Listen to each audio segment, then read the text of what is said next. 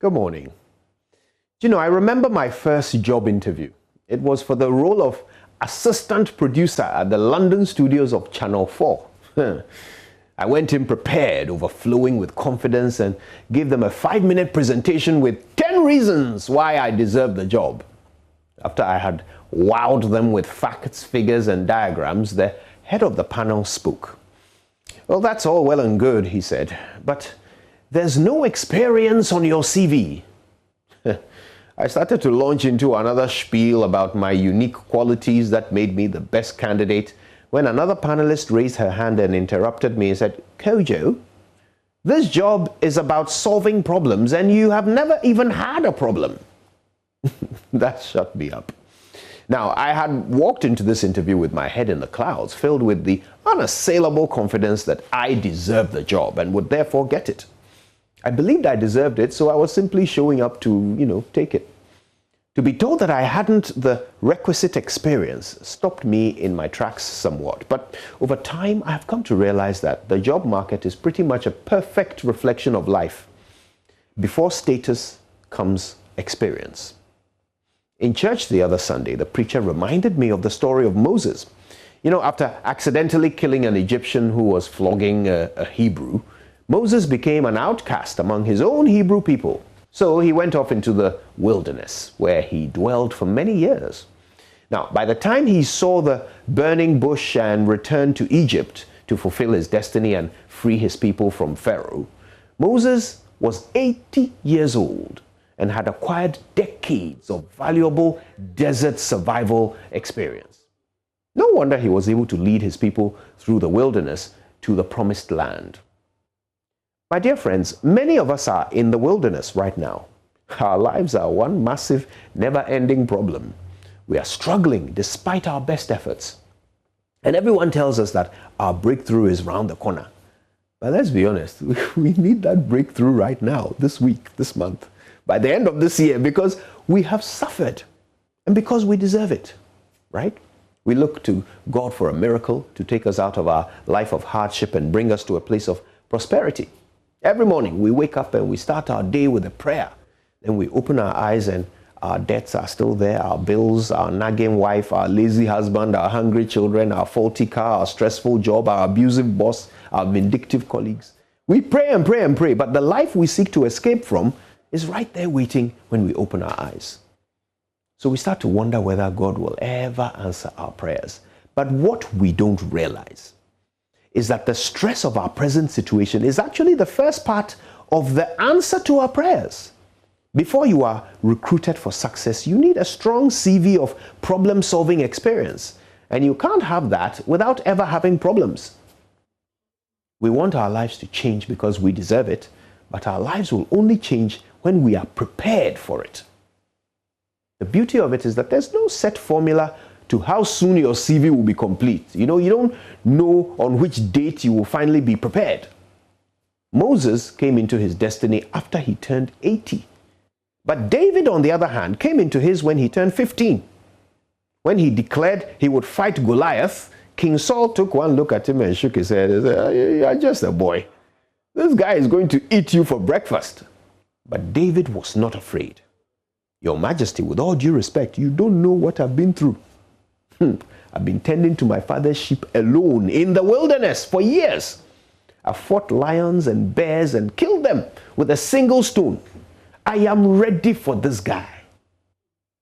Sometimes I think of some of the hardships our nation has gone through, from the independence struggle to the various coups and curfews and the famine of '93 to the more recent doomsday and COVID-19. And I cannot help but wonder whether all of these have not come our way to teach us resilience.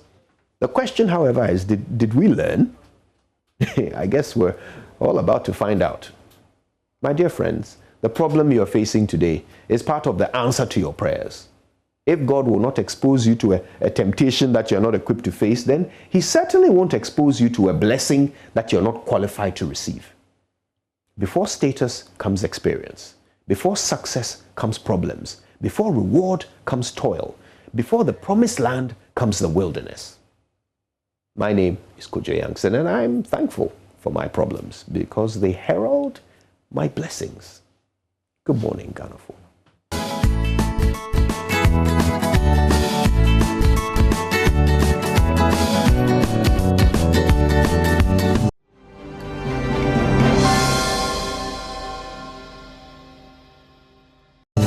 Hello, good morning and welcome to the AM News with me, Mavisa CBD. Now, in our first story, the Attorney General and Minister for Justice, Godfred Dame, has tasked the police administration to immediately put to rest all unresolved murders and domestic violence cases.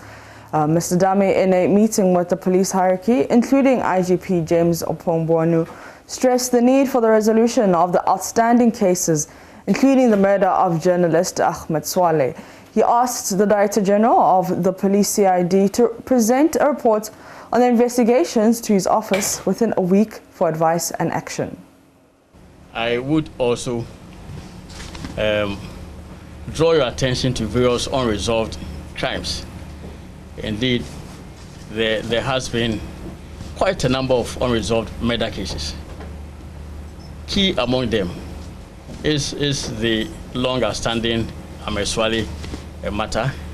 And indeed, there's a need for a resolution for that crime, because the resolution will actually even indicate the motive for the commission of the crime. Now it has become, it's gained currency that the person was killed on account of the work that he was doing. That may necessarily not be the case. The person could have been murdered not really on account of his work. It could have been as a result of many other concerns or motives. But it can only be ascertained through a resolution of that crime. So I actually had in mind writing to the Director General CID, requesting for an update on investigations regarding the Ahmed Swaleh matter. Now that you are here, I think that we could just shorten the process by requesting you to deliver this office with an update of the investigations into the matter. Then we'll be able to advise you. The recent spate of domestic violence, which results in death to many women, it has been of concern to the office. DP and I have had discussions about finding means of assisting the office even before we build a docket. And I think that the last one, the major one, was this Lillian Dejo, who was killed. So it's of concern to me. I would add it to the list of cases that I would request the Director General of CID to present an update on investigations into for us. And I would really appreciate if the report is presented. I don't know whether a week will be okay. The entire period of investigations. So, and then of course some of them are already in court. So Professor Bene and all, I believe that in court. So, but there's clearly the urgent need to resolve murder cases. A friend of mine jokingly said one time that Ghana, for your addressing honorable, be careful with your movement. If you die, people will just sweep 1 month and that's it. They will forget about it. They will never be able to resolve it. And that is very unfortunate. The recent JoyNews expose on gold smuggling implicating politically connected persons at the country's ports also came up for discussion. The Attorney General urged the police to act on it, adding that they did not need a formal complaint from JoyNews. I've also taken an interest in ensuring the detection and punishment of economic crime. So economic crime also, I think we have to take a critical look at it. Just last week, there was this revelation of a gold smuggling syndicate and all. I believe a report has been lodged, a complaint, has been lodged with your outfit, the Director General of CID. The recent Joy FM, there's been no complaint at all. But I think the police people, even without a complaint, can take an interest in and see to a resolution of that. And I'm sure maybe your comment will show that you have already started. So we would also expect maybe after 2 weeks, a report on it to us, because it just happened only last week. Parliament has approved the nomination of Keno as Finance Minister. This was after the Appointments Committee recommended by consensus his approval to the House.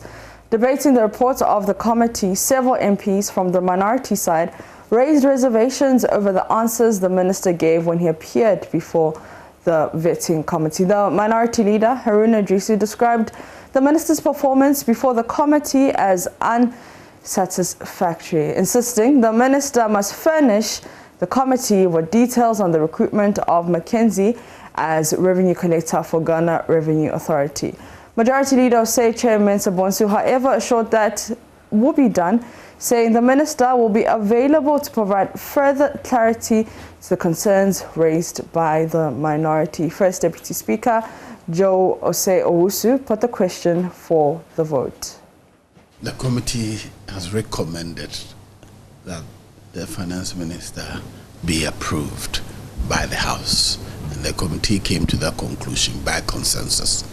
But when we say it's by consensus, it means that all members of the committee agree that the House should approve his nomination. Including the NDC leadership? All members of the committee. No, just for the purpose of clarity, because we know that this matter came to the floor and there was a debate about the majority decision and all of that. That is why I want to stress on the fact that the members of the NDC agree to the approval of the finance minister. All members of the committee. Well, that is a fact. Who says it's not true? For you, if you are being a pressman, right, you're supposed to research and share. I'll point you to the sites. It's not even just Google.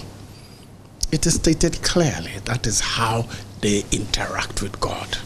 I'll give you 2 articles. Re-smoking? Yes. Interacting with God? Yes. That's when you get into trance.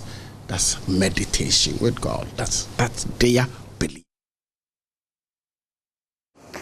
Away from that, the National Road Safety Authority and Motor Traffic and Transport Directorate of the Ghana Police Service estimate 2,000 lives are lost to road traffic accidents every year. Investigations by the Building and Road Research Institute of the CSIR meanwhile found out that not all road traffics are reported or captured by the police. In effect, there could be many traffic accidents that are not being captured in the statistics.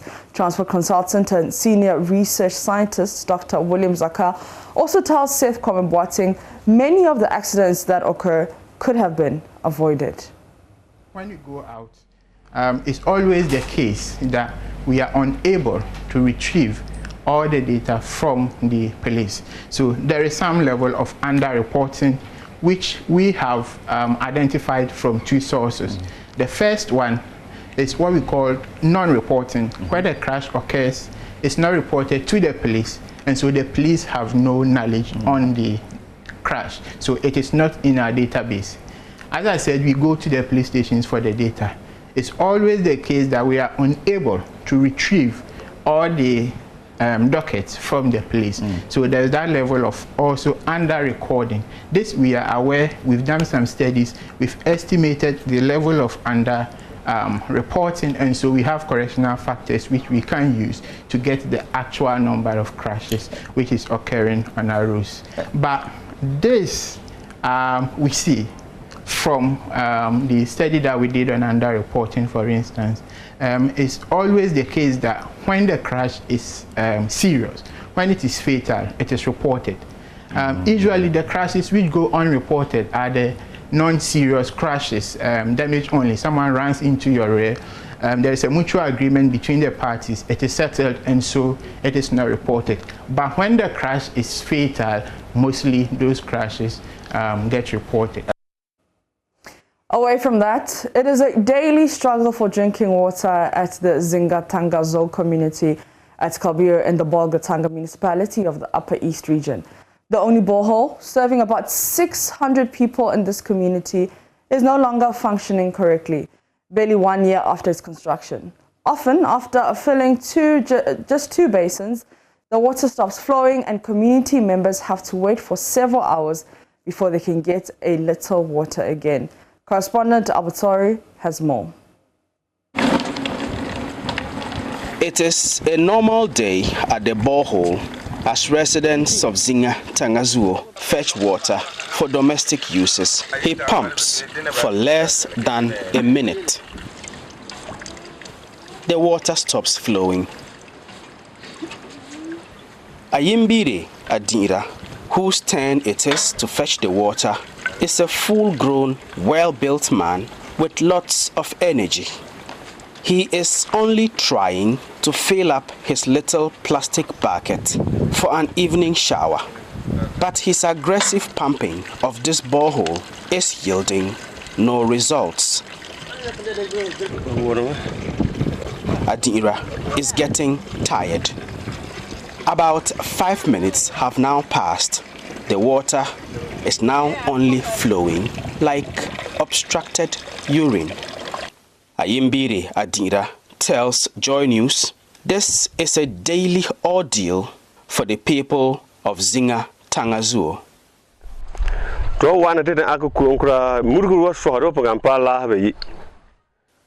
When we come here, we sweat a lot from pumping the borehole, and we only get 2 basins of water if we are lucky. In the rainy seasons, we harvest water from the rains, so that helps. But in the dry season like this, we don't get much water.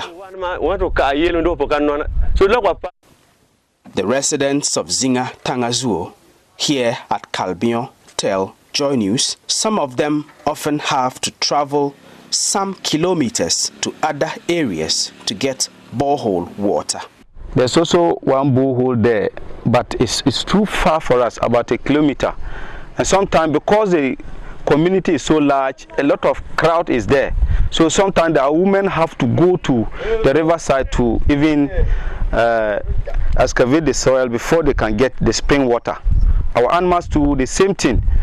The animals cannot get water to drink in the dry season. So some die of even a test. Yes, and a lot of the animals go astray because they don't get water. They go to far places that there's water and they don't come back. Matthias Asukiyene Aganda is assemblyman for Kalbion. This one was constructed by our MP, the Member of Parliament, Azikadongo, just last year, the same time. And since this has been installed, water has not been flowing. Bonga Municipal Assembly, they are responsible for the supervision. So we have actually communicated to him, and he was shocked. The people of Zinga Tangazuo at Kalbion are appealing to government and other organizations to come to their aid. For Joy News, Albert Sori, Bolgatanga. And our last story today in our Ghana series, we take you to the Bono East regional town of Boyem, an important landmark in the history of the Bono people. This is where they first settled after they were defeated by the Shantis in the 17th century. The community, though small in size, is however rich in history and tourist attractions. It's about 15 kilometers from Techiman, and the name Boyem literally means in the belly of the rock. There's more in the following reports. Overlands are a major problem to the management of lands in Ghana, with land cases constituting about 59% of the total cases in court. Enduring land disputes are costly and have serious implications on the regional economic and food security. Land disputes, which has over the years been a common phenomenon in the urban areas, is slowly springing up in the Bono enclaves. Newly appointed Bono East Regional Minister Mr. Kwesi Adujan has therefore charged the Lands Commission to accelerate the registration of lands in the region to end land disputes as well as save public lands from encroachments. Being a region, now the process of acquiring or securing land for public activities is going to be enormous, and the work of the Lands Commission is so important. So we are happy that you have come in at a time like this when we are taking our steps to grow the region. So you are going to be partners in that. I pray that we accelerate the process of registration of lands, especially the public lands that the government have secured for public activities. Most of the lands are not registered. And this makes it easy for encroachers because there aren't any registration. He again called on the Commission to increase its education campaigns that would inform the public on the need to get their lands registered. We don't want what is going on in other developed communities or urban communities like Kumasi and Accra, where people are dying because of the activity. And that's it for the AM News with me, Mopita Sibiri.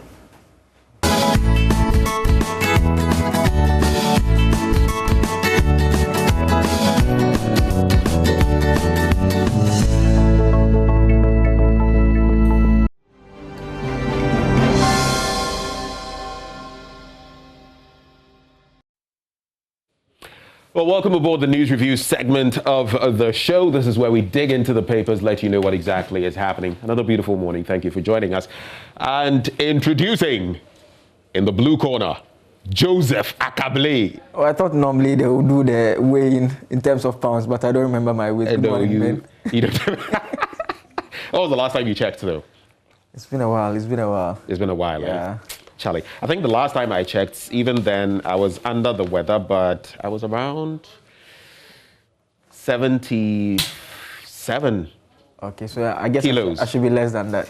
And I was wondering, hey, Papa Fiye, or 77 I should be less than that, way less than that. You know, sometimes it's deceptive because they say for men, because of our bone density, which is higher than that of women, you may see a man looking like this, and a woman who weighs more, and a woman who looks, and then you ask yourself, more. It's the fat, muscle, bone density issue. But anyway, welcome aboard. Let's dig into the paper. So I see you have a number of them. Let's add the Business and Financial Times so you can do one of the business papers. So let's start with you, Akable. I'll start from the front page of the Daily Guide. NLA stops contracts, Techiman South NDC in flames, and prosecution ends Opuni 217 million CD loss case.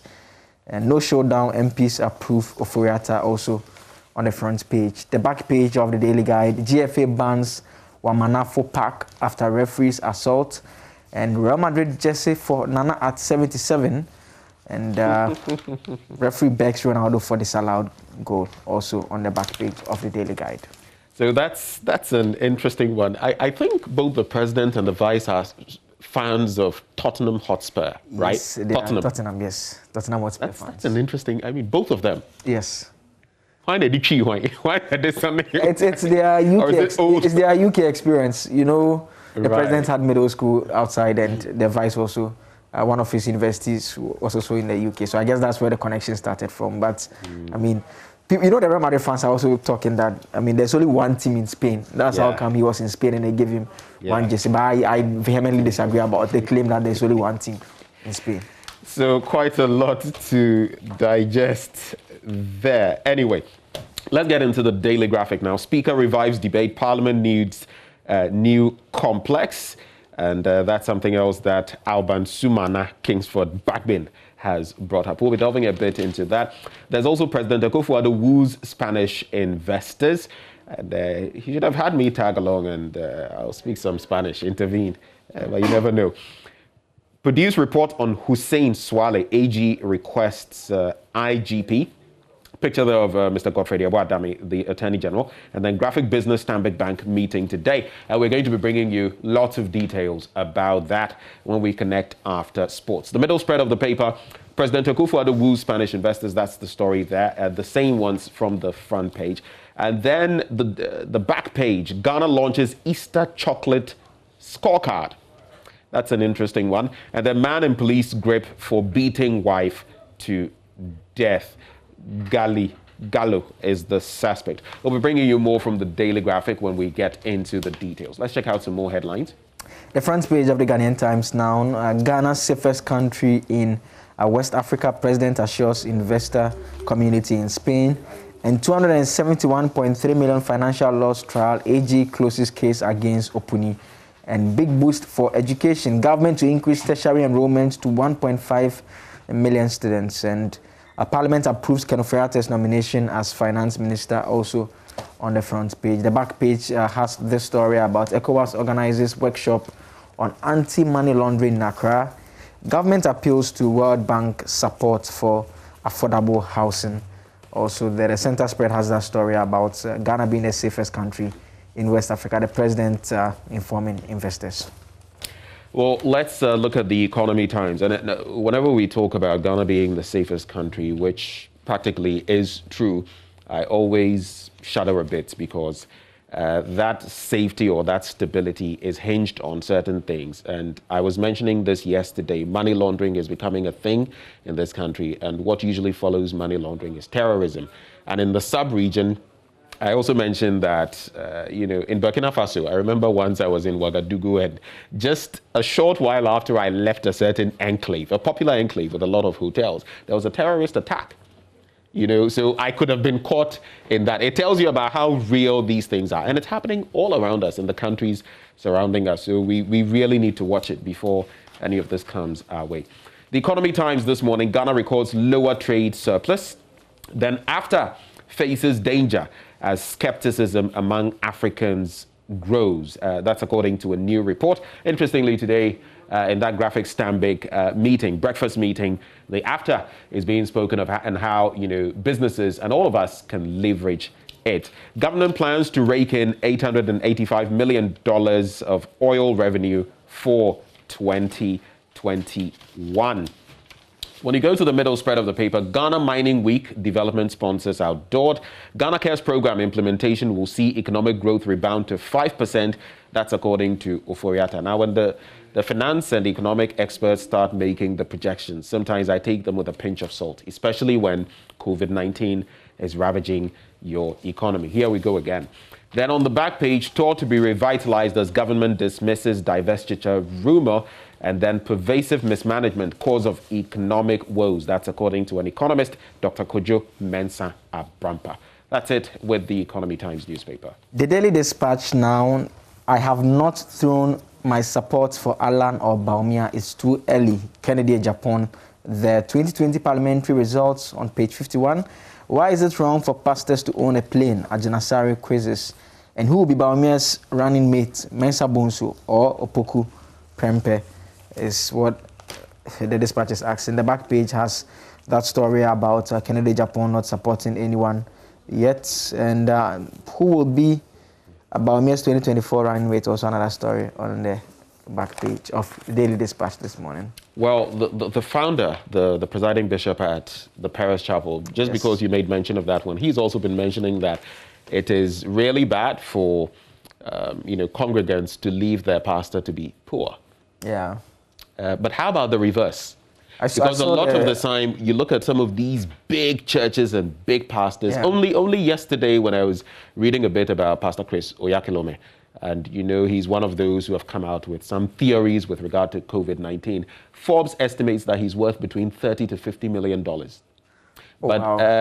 When you look at ordinary church folk, what is the correlation? A lot of these big pastors on the continent worth so much. How are they impacting their congregation? The story was published on my Joy Online, and I went through the comments section. I'm always curious about the comments. I mean, what people think, right? People think, and I mean, that can be savage. The questions that they were asking is just what you've summed up about. I mean, how about the other people? But I understand the point that the man of God is making. He says they are doing the work, so there's nothing wrong if he has a private jet and he needs to jet off somewhere on time, because there have been instances where he needs to get somewhere and it delays the work that he's doing. I mean, all those are matters that we can all agree and disagree, but generally we all come to the conclusion that as human beings, we all deserve some appreciable standard of life, whether you are a man of God or you are a member of the congregation, and we shouldn't necessarily conclude that. People's concerns really are that the pastors tend to be comfortable because of the benevolence of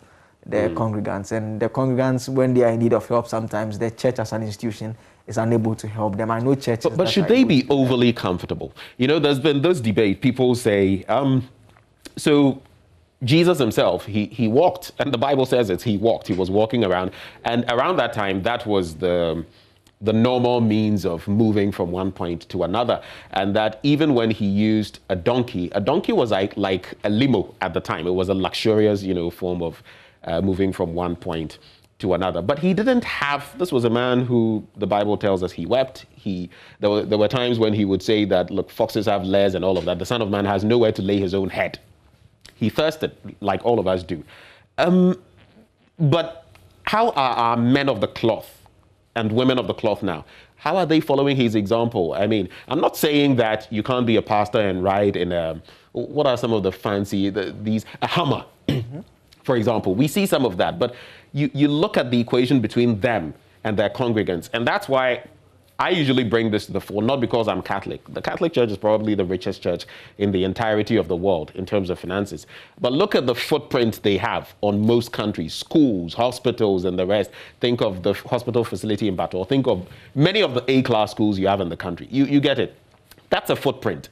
How about some of these churches? What are they really doing? How are they impacting the economies of their country? How are they creating jobs and the rest? So for me, when I asked him, that's what I would say. I mean, I think we can only hope for the best for the members. I mean, we all deserve some comfort, and it shouldn't. And I mean, I think the core lesson from Jesus Christ, he was not a man of material. Like, I mean, he was bent on the fact that how you relate to your fellow man. And that's when he was telling a story about the fact that he came to your home and you didn't give him food to eat. I mean, it's a problem if you have enough food and your neighbor that you know very well is hungry and you're unable to help, and you carry all that and go and give it to some man of God, someone who may not even be in need of it. I mean, I think those are the lessons that we need to learn from. We come to your church, what dress you could tie. Your outfit alone is worth what? Tens of thousands of CDs. Yet there's someone there who needs 2,000 CDs to go to school, and the person can't go. What does that say about you? Anyway, but we've not turned this into a preaching session, no. It's just the reality. The Daily Statesman now, Kojo Poku, we won't allow officials to run down state institutions. Your investments are safe in Ghana, President Akufo-Addo woos Spanish investors. Keno gets unanimous confirmation as finance minister. There's been talk about whether this was really a consensus, but I guess in the end, they arrived at a decision that it was a consensus. Yes, I listened to Haruna Idrisu, who supported the motion for the adoption of the report, and he said they are supporting it, but they have concerns. Yes. And so, I mean, clearly... And that is where some people have wondered about the status of this consensus. Exactly. But if there's a general agreement in the end... Ras Mubarak, the former MP, saying that, I mean, if you have concerns, why do you go ahead? I think, for some reasons, the NDC as a political party and its MPs, they are in a very tight situation. It appears the party is not too impressed with how the MPs are using their numbers. You know, made even tighter by Sami Jemfi with that comment he came up with from the initial part of the vetting. So now they're walking a very fine line. They're walking on pins and needles, because you do this, the majority in Parliament, or the majority caucus, I should say, would be like, you are being unpatriotic. You're not acting in a nationalistic way. You go the other way, and then the party is also saying that you are not, you know, standing for our interests. It's going to be tricky, this in Parliament. Yeah. And I mean, the party will want to exert influence, especially when it comes to the most controversial issues that they want to have a say on. It will be tough times for the minority leader, I must say. I mean, so far, the votes that they've called for, they've lost all those votes. I mean, they've lost all of them. And yesterday, I was not surprised that they didn't even call for a head count. They rather allowed the voice counts to... But the last head count was narrow. It was a narrow miss. And it's just because some of their MPs were not in the House. Then I think the second deputy speaker, he came in late and added to the number. That's the problem that the party people have. I mean, because they say that you have a speaker who is a member of your party, and so they expect that you need to have the numbers before you call for the head count. But I mean, if I struggle to find a fine line between the need to push the national agenda and satisfy the party interest, because the fact of the matter is that the political parties have ideologies, they have views, and these are their members, and so they are allowed... Doesn't that boil to what the speaker has said as well, that we're not here to necessarily carry a party interest or a party agenda? It's, once I get into this, how about if it's a national agenda. I am for the nation, not for the party. How about if it's ideological based? Like the party does not believe in imposition of taxes. We are against taxes. We believe that the masses need to enjoy. Fortunately, there's no such ideology. But I think when they get to that bridge, they'll cross it. More stories from the Daily Statesman. Stakeholders call for stiffer control measures on illicit financial flows. That's in the middle spread. And on the back page, Sudan through to AFCON 2021 by knocking out South Africa. And I think Sudan thoroughly deserve, you know, to be there. They've stunned all of us. They've surprised all of us. And the fact that they, you know, humbled South Africa by 2-0 tells us all that they mean business. And any team facing them in the African Cup of Nations should watch out. You underestimate them at your own risk. Serie A, Lazio fined for breaking COVID-19 protocols, but will appeal. And boxer Shakur Samed gets Tokyo Olympic berth. The Serie A thing reminds me, you made mention of Cristiano Ronaldo's Portugal when they met Serbia, and what exactly happened. I think one of their former team players, a defender, he's come out to say that CR7 acted like a player, but he did not act like a captain. You know, when he scored that goal that was disallowed and accepted, he took off his armband, threw it on the floor, and then walked off the pitch, though there was a little time left to be played. But this bit about football. Let's check out some other papers and then get into the details. The Finder now, the front page, snit in 2.8 billion cedi mess of workers' contribution. That is on the front page. Parliament approves Oforiatta as finance minister, and Akufo-Addo woos Spanish investors to Ghana, says Ghana is a haven of peace. Investments are protected. Dr. Awal leads team to craft new agenda for his ministry. The back page, okay, so no back page sponsorship. On the back page, I'll end with the BNFT. Government must consider debt suspension program. It's on the front page. Data must lead nation's healthcare revolution, and insecurity permit delays and others. Top list of miners' concerns. Details on page 3 of the BNFT. Okay, so I'll do 2 papers. Are you done with your stack of papers? Yes. Okay, so I'll do 2 back to back. But from the Hawk, I just want to highlight this. Henry, and this is Henry Quartey, the Greater Accra Regional Minister, and also Member of Parliament for this constituency we find ourselves in, discusses plans to reset Accra. I'm going to read this for your benefit, Akable, and I'll have you react to it. So, the Greater Accra Regional Minister, Mr. Henry Quartey, has set out to tackle the issues that have become a drawback on the region's development. A beginning intervention, he said, was to ease the traffic congestion at some locations, particularly at the Madina Zongo Junction, by getting pedestrians to use the footbridges provided while commercial vehicles, which contribute largely to the situation, are moved away from the trouble spots. The initial action is part of an audacious plan, which the minister has named Make Accra Work Project. And there's more. He also addresses sanitation. He says it's a real difficulty for the region and that he's going to launch an Operation Clean Your Frontage this year. Operation Clean Your Frontage. So traffic congestion, sanitation, and more. Your thoughts, Akable? I mean, it's good he intends Practical?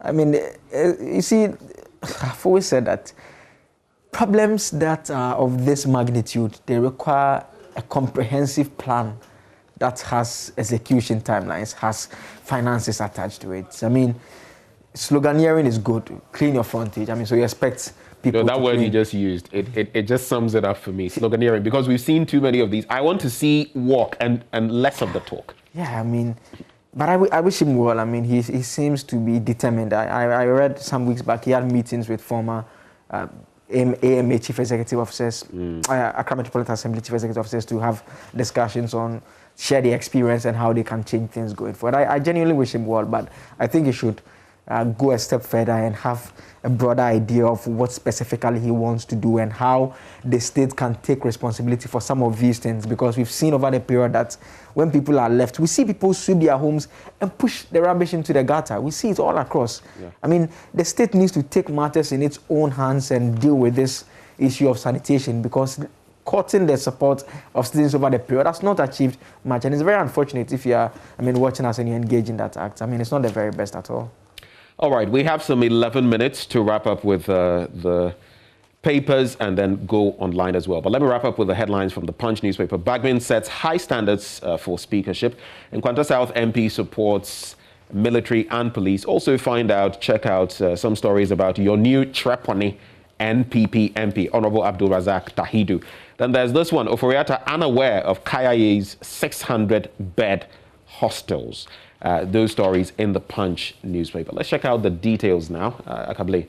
I want to start from page 17 of the Ghanaian Times. It's the story about education. We are told that government will, over the next 4 years, focus on science, technology, engineering, and mathematics, STEM like it's called.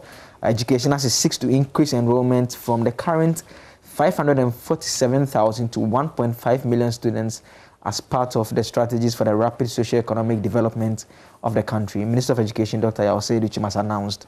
And so he's quoted as saying that it is not just growing the figures in tertiary enrollment, but also looking at who is part of the tertiary tool, and that is where STEM comes in. If tertiary education grows to 50% and STEM component is not high enough, they will not get the benefit of tertiary enrollment. And that is why government is doing it side by side, he emphasized. And so he's very determined to change things about education. I listened to him in his interview with Daniel, and he says we need to compete with the big boys, and that other countries like Vietnam have over the period shown how and what they could do with education. I like the determination that he's coming up with.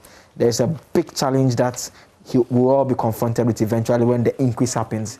Is the issues of employment that we are already battling with. And I hope that this agenda that he intends to execute fits into some form of plan from government through the employment ministry, just to ensure that you're not just training people in maths and science, but we have use for the maths and science that we are training them. Because I know people who have done fine programs over the period and they are struggling to find jobs to do.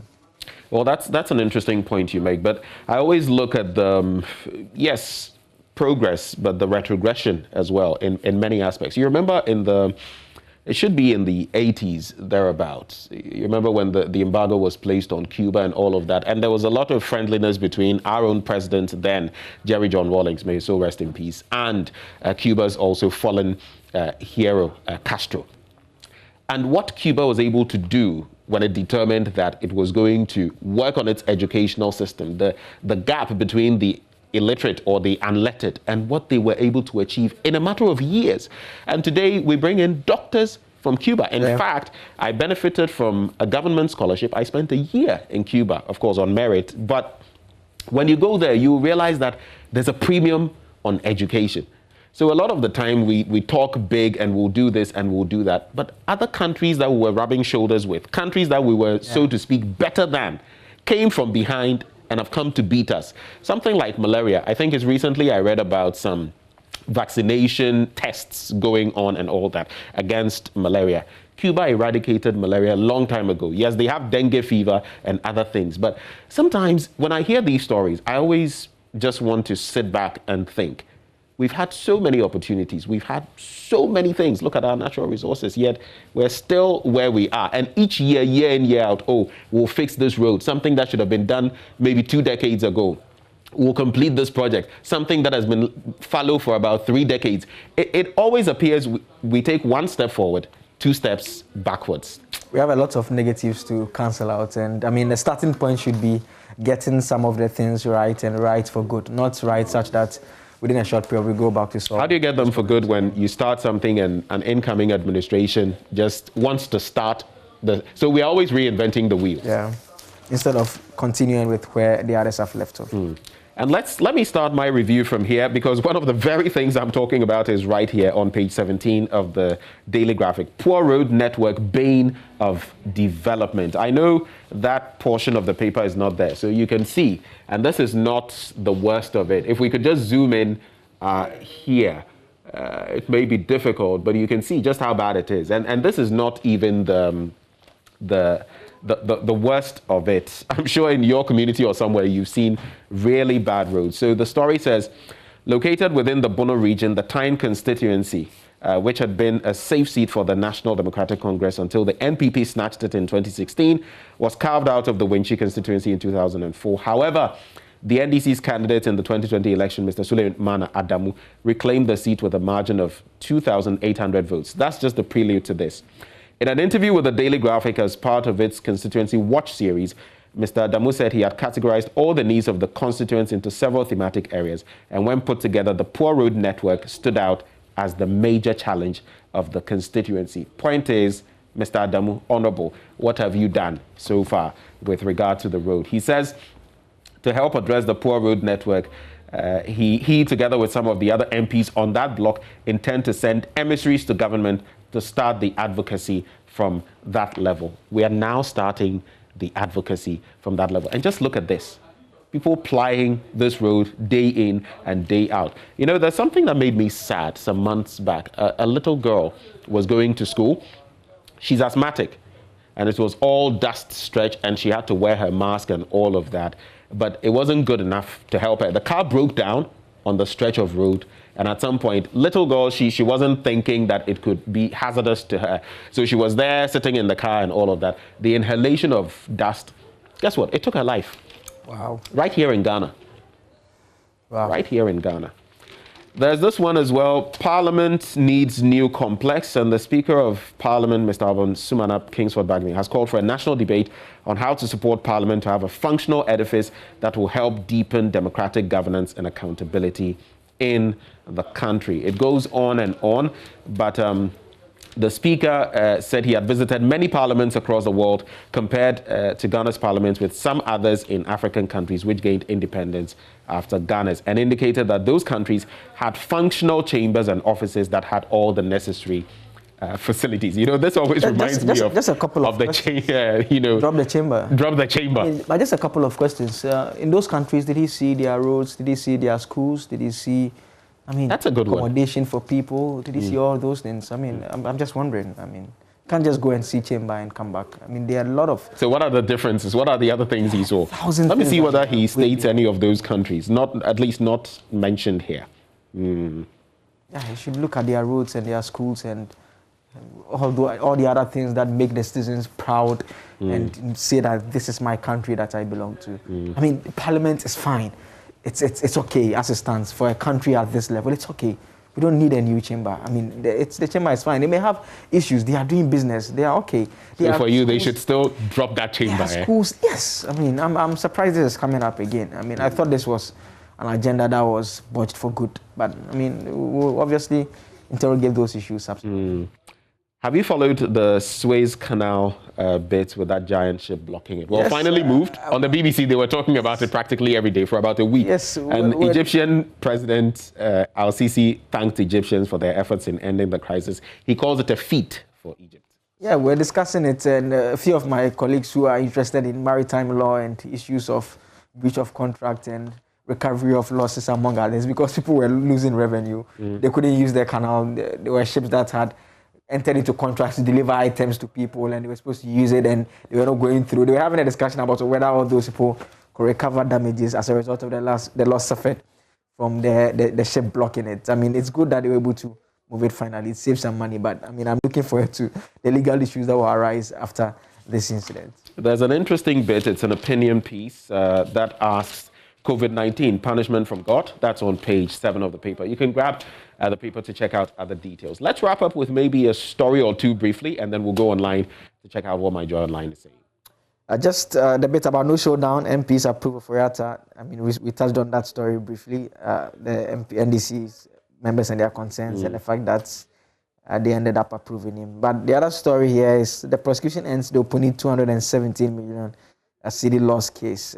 They've closed their case. They've been able to call their witnesses to testify, and so it will now be the 10. We understand that the lawyers may make an application for no case, submission of no case, and the court will decide that. Then afterwards, if the court holds the view that there is a case for Seydou Agongwe and Stephen Kwabena Opuni, the former chief executive, Dr. Opuni, chief executive of the Cocoa Board, to answer to, then they will now have to tell their side of the story. And so that is the latest on that particular matter as well.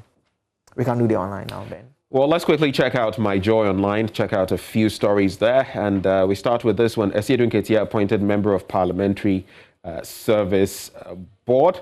There's also Parliament approves Oforiatta as Finance Minister. Bagbin issues a 2-hour ultimatum to Health Minister to appear before Parliament or face sanctions. And that I found interesting because calls had been made time and again, and he wasn't showing up. So now there had to be that. Did he appear, though? No, he didn't. We are told that a decision will be taken today on what sanctions to impose. Okay. And maybe we could wrap up with this one. Auditor General chases staff of some public universities who bolted after being trained with public funds. So first of all, it was the UPSA and that matter with a certain law firm. I just don't want to mention the name of the law firm. And a retainer that supposedly did not amount to anything. I saw a response from one of the lecturers, so you are sponsored to go when you come back. You have to come and work in a university. Yes.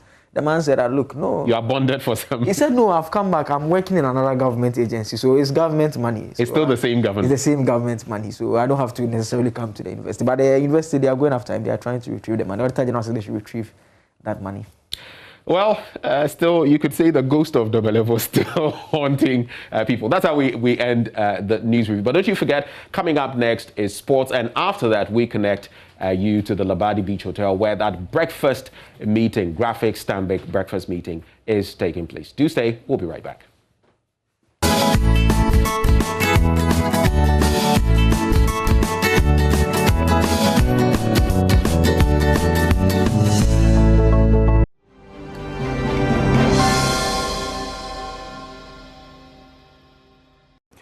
Hello, good morning and welcome to the AM Sports with me, Oreko Wampo. Well, we bring you a roundup of the biggest stories that have been happening in the past 24 hours, and there's a big focus on the Africa Cup of Nations qualifiers, which wrap up today, and we're bringing you highlights of the games that happened yesterday. But before we do get into that, let's start here from Ghana, where reports suggest that a football fan has died from an incident in a Division 1 league match that did take place over the weekend involving Wamanafo Town Park, at the Wamanafo Town Park, and then, you know, Tafano Bakotano Bafoka, they were involved in that match as well. Now, match day referee Niatide Sunto Aziz was beaten to the pulp by irate fans of Wamanafo Royals over alleged poor officiating, and the Ghana Football Association has banned the venue indefinitely pending the conclusion of an investigation into the matter. Joy Sports' Haruna Mubarak has been monitoring the situation and has more in this following report. In a letter by the FA sent to the club Wamanafo Mighty Royals, the FA made it clear that an attack on any referee or any official is like attacking the entire sport. They described the attack as unbearable and criminal. One would say that the decision by the FA is a step in the right direction, but Bofoakwa felt the sanction is long overdue as compared to what happened with regards to RTU, where they also met virtually the same circumstance. It is also important to note that not only referees were assaulted in that particular game, but the officials of Bofoakwa were also assaulted.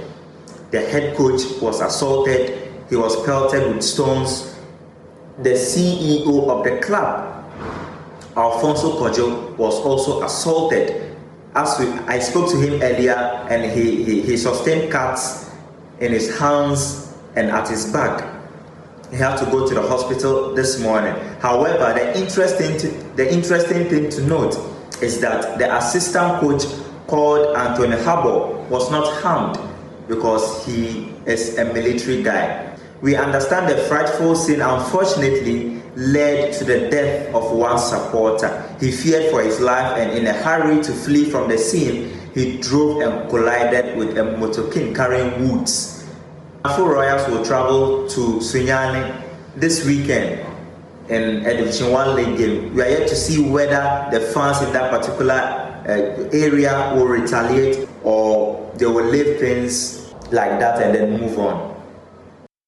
Well, that was Mubarak Haruna summarizing what did go on in that Division 1 game, and Wamanafo Town Park has been banned indefinitely by the Ghana Football Association. We'll be seeing what the developments from that story, comes out, and we'll be providing you an update on that as well. But let's still stay in Ghana, where although the Black Stars have concluded their qualifiers to the Africa Cup of Nations, one player who was part of the handful of players to get their debut in this international break, Emmanuel JC, did speak to Joy Sports as he spoke about his dream to always play for the national team despite living a majority of his life in Italy.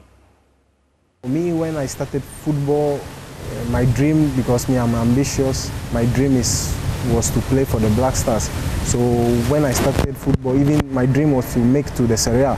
So I work every day to what I dream for. Yeah. So that's why my dream is to make for the Black Stars. So to make for the Black Star, I must perform in my games in the Serie A, in the pitch.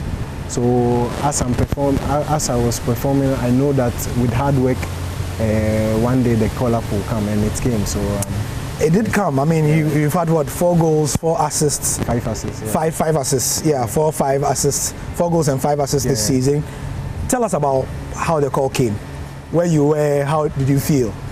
Yeah, let's say we played against Atalanta, and after the game I saw the message of Alex Asante, and I was excited. I was very happy because when I saw the message, what did the message say?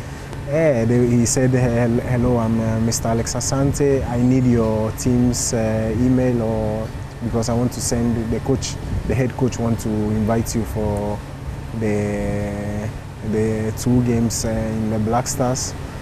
and I was very happy. I read the message at least 2-3 times because maybe, you know, you never know, but I was very, very happy, very happy. Truly dream come true. Exactly. How did family feel? Because it's been a long journey for you. Yeah. How did they feel? Our family was very proud and very happy because, as you said, it's a long journey come true because I think with hard work and dedication and humility,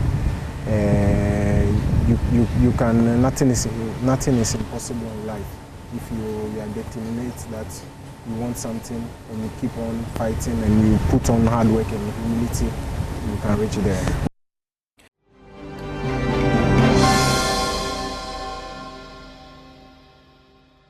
Those who are putting together this discussion, Theophilus Yate is with graphic business, and also Mr. Kojo B is with Stanbic Bank Ghana. Two great gentlemen, great to have you here this morning. Good morning. But let me first start with Q. So why, of all the issues now, there's talk about our rising debt, there's talk about interest rates, there's power issues and all the rest, but trade. Why trade for this flagship program discussion that we are having, that is the graphic business Stanbic Breakfast Forum? Okay, we are talking trade because after is something that presents a very big opportunity to Ghana.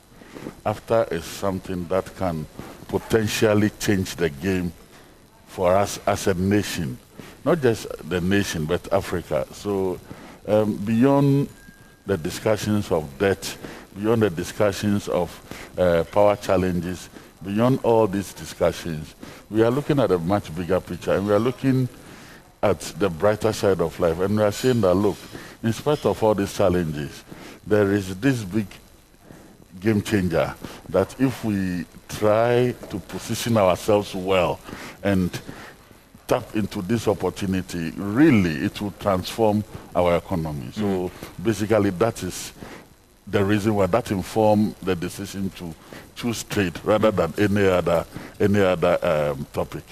Could you, Labi, you with Stanbic, you've been with this whole initiative for quite a long time. For you, how excited are you today to be part of this initiative now, and even what is being talked about for this morning?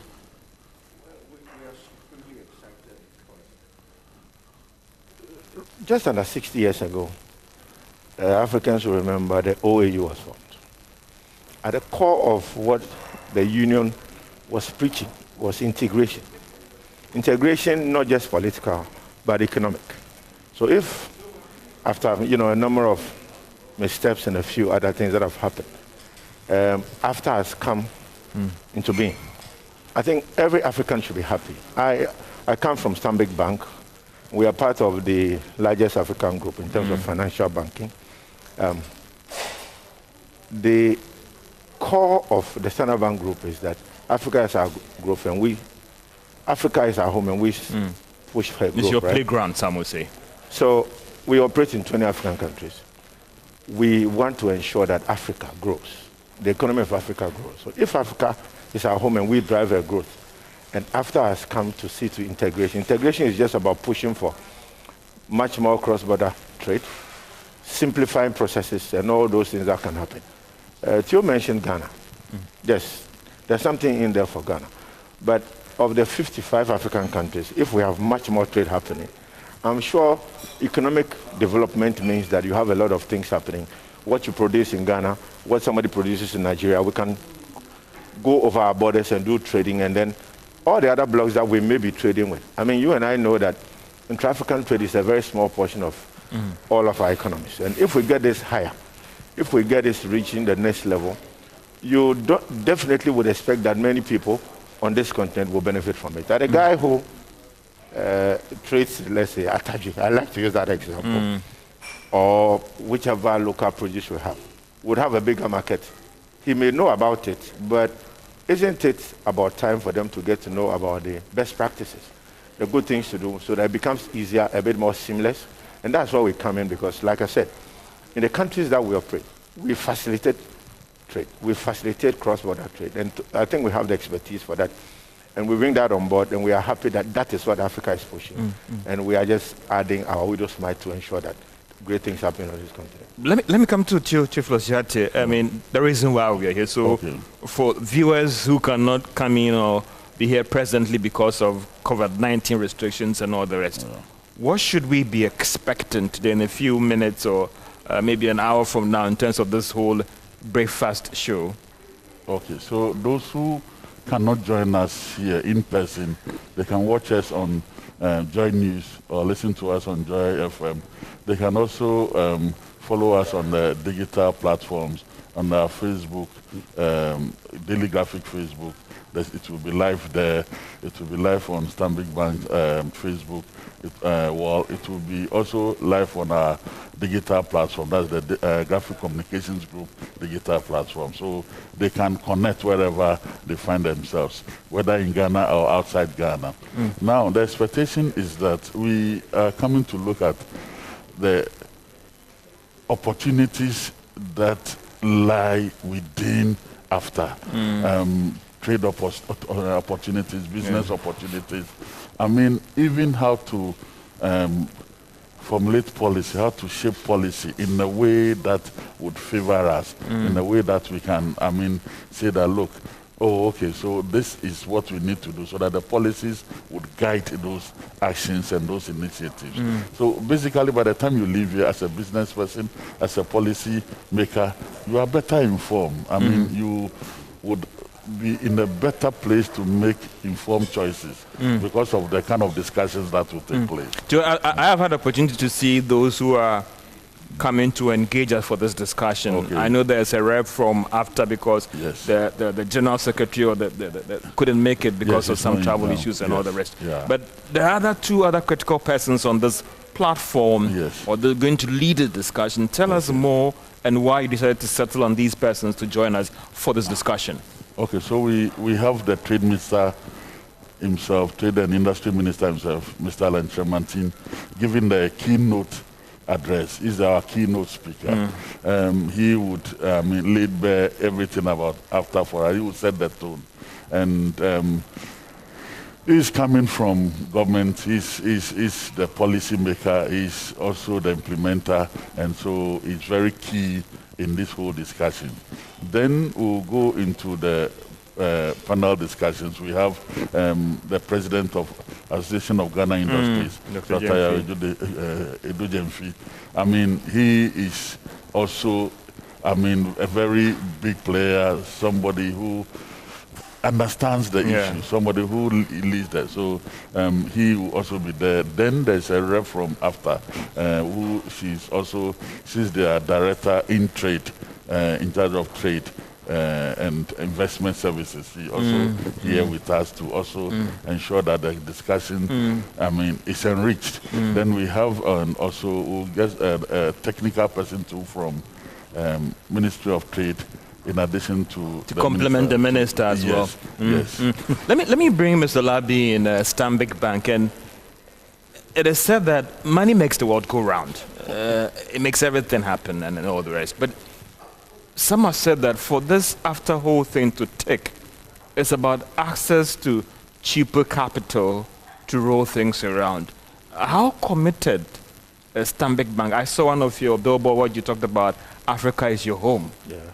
How are you going to make sure that those Ghanaian businesses get access to favorable capital, cheaper capital in this competitive environment, and even COVID, making capital access very critical, to get the needed funds so they can play in your home being Africa, Stanbic Bank? I like your point on the size of the task, the enormity of the task. I think at the last count, somebody mentioned that the infrastructural challenge facing Africa is around $300 billion. So definitely, financial houses like the Standard Bank Group, Stanbic, and all the rest would have to partner and get this on course. So definitely, I mean, for our clients, they know we are very competitive on the market. Our commitment is to the fact that we shall ensure that they have fit-to-purpose financial instruments that would help any businesses that we engage with so that the proper things get done. I think you have access, you have what you can afford, and then the fact that it is fit for purpose. And that's what we commit to do. We'll ensure that the proper things are done. And so, Africa will make it. So if George Yafe is a businessman wanting to partake in this after thing, am I assured that if my books are right, my documents are right, you're welcome. Connecting with all your other banks in Africa, welcome. I can walk to Stanbic Bank for that credit? You are welcome, because that's a commitment. There may not be a desk now as we speak dedicated to after. But it will happen soon. As I speak, I do know that, I mean, when we separate it, what is it that we're talking about? You want to trade with somebody in Nigeria. You want to trade with somebody in South Africa. You want to trade with somebody in Angola. You want to trade with somebody in Congo. Yeah. All these countries have our presence. Seamless financing. Exactly. So it's seamless. It's almost automatic, and I'm saying that that is what we assure you to be. So you come on board. We are too ready. I would definitely be coming after this program. All right. Joe, there's a question about, and I know at Joy FM and Multimedia, when we have our meetings, there's this critical question that is asked, that the takeaways. For you, some are saying that, are we moving away from the talk shop to practicable solutions and concerns being addressed for all the Ghanaian businesses? Is this Breakfast Forum seeking to do that at the end of this program, what do businesses who partake virtually and all the rest should be taken away when it comes to after? I think for me, the biggest takeaway is the fact that you have all the people who matter in African Free Trade Area. Yes. And so you can ask all the questions. Now, look at Africa. Africa is about 1.2 billion population. Let's say you have a population of 40% who have, the purchasing power. So we are talking about 400 million people with purchasing power or more. I mean, you are looking at a market size of over $3 trillion. It is as big as you can imagine. And don't forget that this is the biggest free trade area. So the opportunities in there are uncountable. So it's up to you, for the business person, to understand what is going on, understand the discussions, and try and plug into and find what would suit you and what would help your business and will help you move to the next level. That for me is the takeaways. We'll be wrapping up very soon, and Mr. Labi, let me take your final thoughts. Stanbic Bank, Africa Free Trade Area, you are in for this game, and Ghanaian businesses can look forward to you as a critical financial partner. Exactly. They are welcome. We start with you. And then all we ask is that let's all follow the best practices. And the experts for today show us the route. Let's follow. And I'm very sure that we may have had ECOWAS, we have had the ECA and all that after I say. This time around, I think that it's time that Africa took off. Mr. Labi, my director is telling me I have a little bit of more time, so I'll still have a little bit of chat with you on this thing. I mean, you've been in this industry for a while, and for you, what is the biggest challenge with the Ghanaian business? We've had ECOWAS, we've had other free trade areas that has been offered to us. You can talk about the AGUA and all the rest and all those things. For you, why haven't we been able to take advantage of this? Is it that the comfort zone argument, the books argument, the ambitious argument, or maybe banks like yours are still being conservative when it comes to lending? Finance may be just one of the smallest of the problems. I guess the challenge is not a Ghanaian challenge, it's an African thing, a continent thing. So I kept going back to the expression cross-border trade. And the average Ghanaian businessman would tell you that trading between West African or among West African states is such a big issue. You remember not too long ago when we had the shut before COVID came, there was this issue of Nigeria closing its borders, and then you had all those who had things sending. It was terrible. Across. It was terrible. That was the high point of pain for many of them, but that is somewhere at the bottom of the key matters that they confront. Then you talk about the fact that you need to understand all the mechanics in place before you can trade with any other country. You can't just assume that because I have cocoa that I want to export across, I can just get it done. You need to understand a few of these things, and when you follow the processes, which tends to be a bit difficult. Those of our compatriots who have mastered it are making it big. So I know, for example, in Nigeria, there's a popular alcoholic beverage made in Ghana that is making waves in Nigeria. I'm sure it's because they saw how to jump that hurdle. That same product is very popular down south. Again, it's because they saw how to jump the hurdle.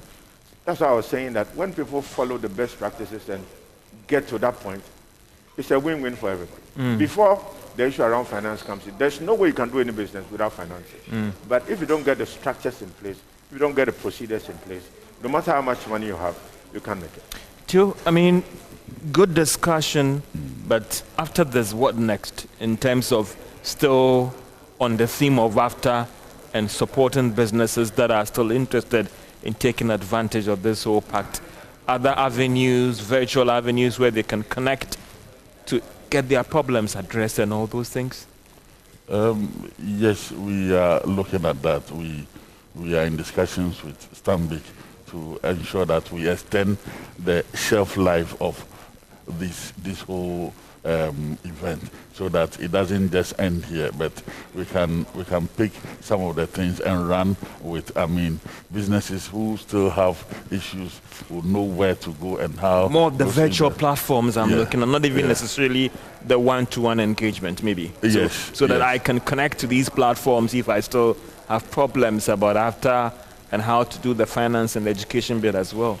Yes, so you have the, I mean, we would announce the various... In the main program. Yes, during the program. Because of the program, we'll announce all the various internet contacts you can make with us, so that then we can extend the conversation, we can take care of their needs, we can look at issues that keep cropping up and how they can be addressed. But could you, for you, I mean, on the way forward on this, do you think that the banks and the financial system is ready for this? I think they've been ready. They've been ready. It's you know how, when you and I are sick and we go to the hospital, the doctor is ready for you. But you, the patient, must be ready. It may be painful or it may be unusual, but you must get used to it. But if it's about changing ways of life, if it's a way of changing our ways of doing things, for example, it has to come from the business side, you, the patient. I think that for the banking sector, the financial sector, their support will be financing the perfect or the ideas that you have brought. When you get it right, when you get your documentation right, when you get your processes right, it should not be too difficult. There may be challenges, but I'm sure we'll get there.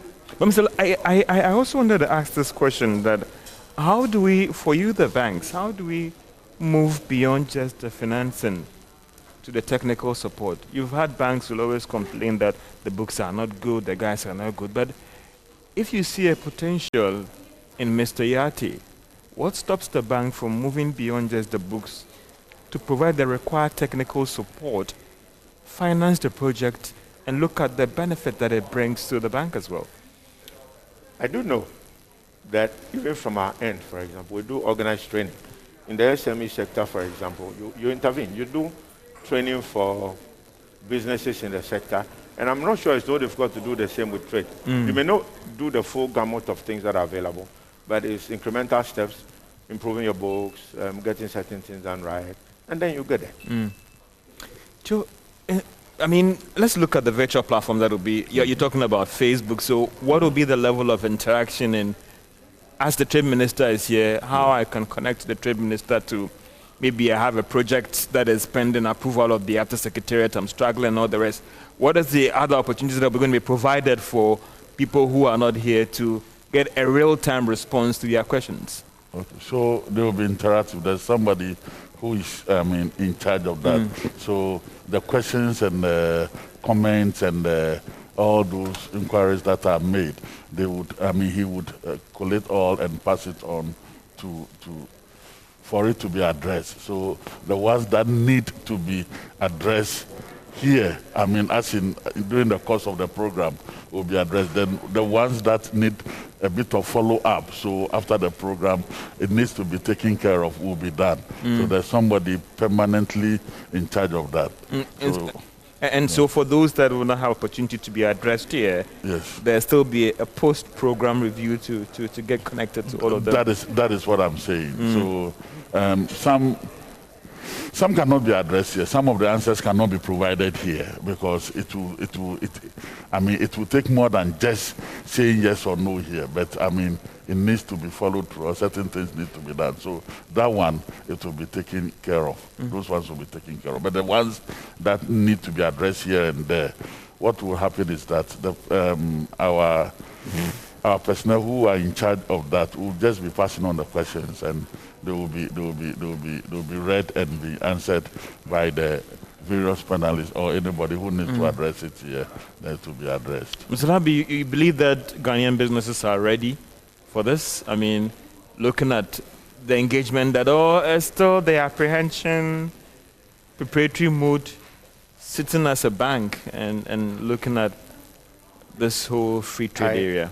I won't risk a guess to say a big yes, but I suspect that those who have noticed what AFTA has been talking about may be catching up. The larger number may not be ready, but it's through interventions like what we're having today, discussions like this, and all the outreach programs that will be happening. Remember, AFTA was launched in January. That's 3 months ago. But we had a whole year in preparing towards this sort of thing. I dare say that before January, many people thought it was very far away. And the typical action or behavior in this part of the world is that we'll wait and see. So now that we have seen that it is here, I'm sure we'll catch up with it. I'm very sure we'll catch up with it.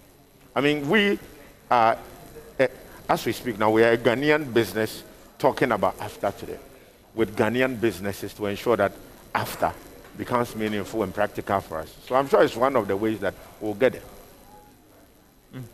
Joe, for you, let me get your thoughts on the way forward for you. As I asked a question about what next and all the rest, let me get your final thoughts on this whole thing. Yeah. AFTA is, I believe, one of the biggest opportunities for Ghana to transform. Not just Ghana, but for businesses to take advantage of. Now we have companies like Kasapreko, we have companies like Healthy Life, we have companies like Interplus, who are doing business in Nigeria, doing business in Benin, doing business in Sierra Leone, and others. I think that AFTA provides a certain platform that allows companies to grow from small, medium, to large enterprises. So we should take advantage of it. We shouldn't see it as something very abstract, but it's something right here with us that can really improve the lives of millions of Ghanaians. That is my thoughts on AFTA. Mr. Labi, I know that for you, your bank being a strong African bank, and there's always this complaint about how people talked about even connecting flights in Africa, how difficult it is, and the difficulty even trading as well. What should be the way out? And your bank having a strong presence in Africa in dealing with the intra-trade bottlenecks and challenges in the region? If nothing at all, last year we were taught by COVID that the world is virtual. COVID taught us that the world is digital. We and many other banks out there have many digital platforms that simplify things seamlessly. And I guess that is the way forward. There are things that must be done physically, but many things will be done by virtual means. I mean, you and I know of an event you emceed not too long ago. Was virtual. Not too long ago would have been done physically. Let our minds dream, because I'm saying that the virtual world and the digital world have come together. And what they are offering are boundless or limitless. It's the same with financial services. Many of us are engaging in very digital savvy services that make it easy for everybody. Seamless transactions are happening internally, locally, and internationally. And I'm very sure it will be the same around AFTA and all that regional trade we've been talking about. But there's still apprehension for the tech gig. Yes, there will be apprehension.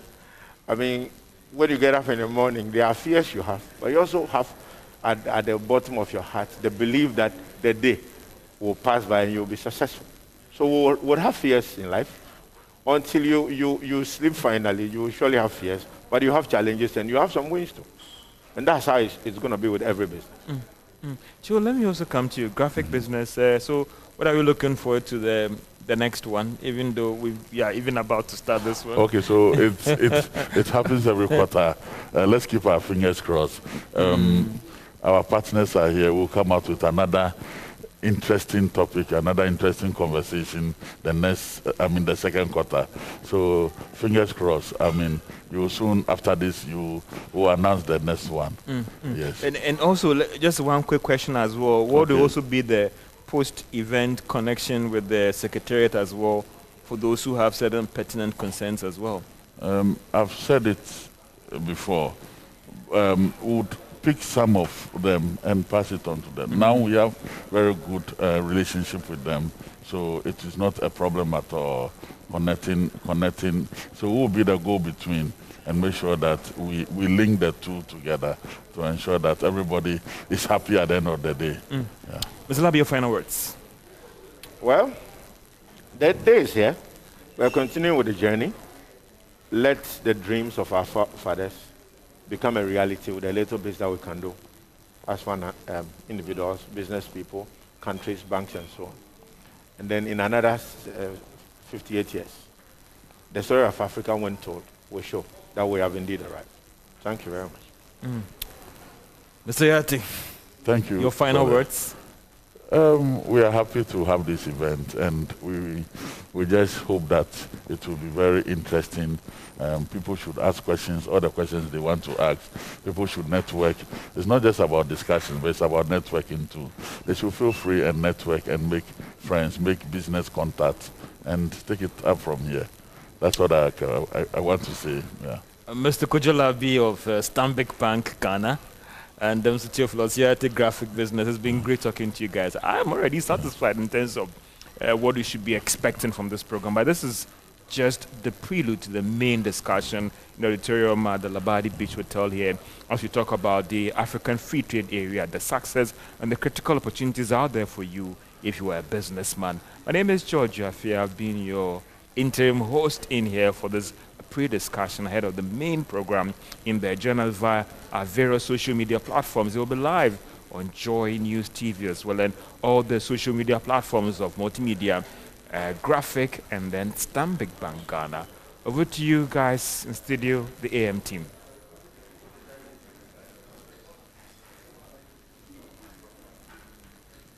At the Beach Hotel. We'll be reconnecting with them as we have that graphic Stanbic breakfast meeting.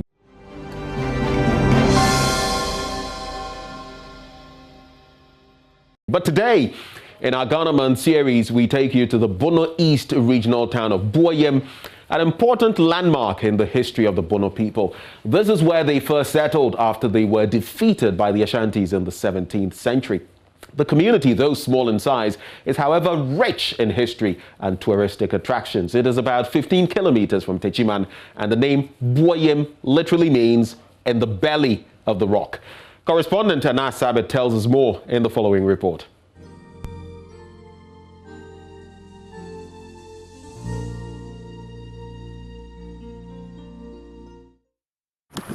We are here on top of one of the mountains surrounding the Boyem community. Down there is the settlement, or what we call the Boyem community. It has a lot of historical antecedents. I'll be telling you how the people managed to settle here before they dispatched to other parts of the region. In the olden days, all the people in Bono were settled in one place known as Bono Maso. And there was a fight between the Ashantis and the Bonos. And through that fight, the Ashantis conquered the Bonos. And because of the stew they were having, they were running with the stew, hiding it from cave to cave. So they ran from that place, settled at a place known as Amoma. They settled there for some time and they moved on, and finally they discovered this place.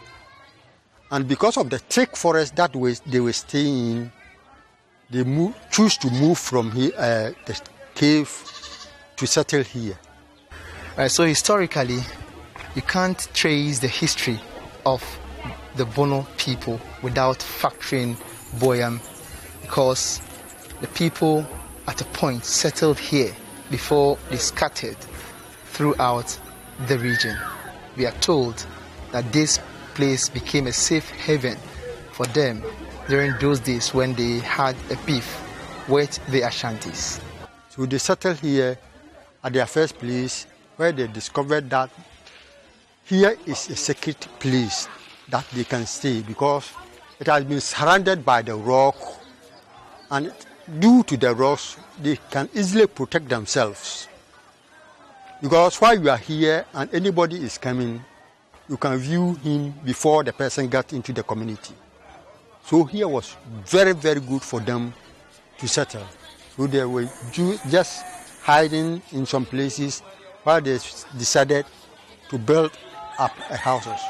So this is the first house they started to build. And they gave it to the chief, and the elders started building up, where they get the whole community. Years later, the Boyam chief sent one of his nephews to settle in what we now know as the capital of the Bono East region, Techiman, due to its strategic location. Little did he know that Techiman would later grow bigger than Boyam. Boyam is the oldest in Techiman district. And due to the fight, the chief allowed his nephew to go and settle on the junction, so that when any stranger is coming, he should inform him that the chief himself is in Boyam.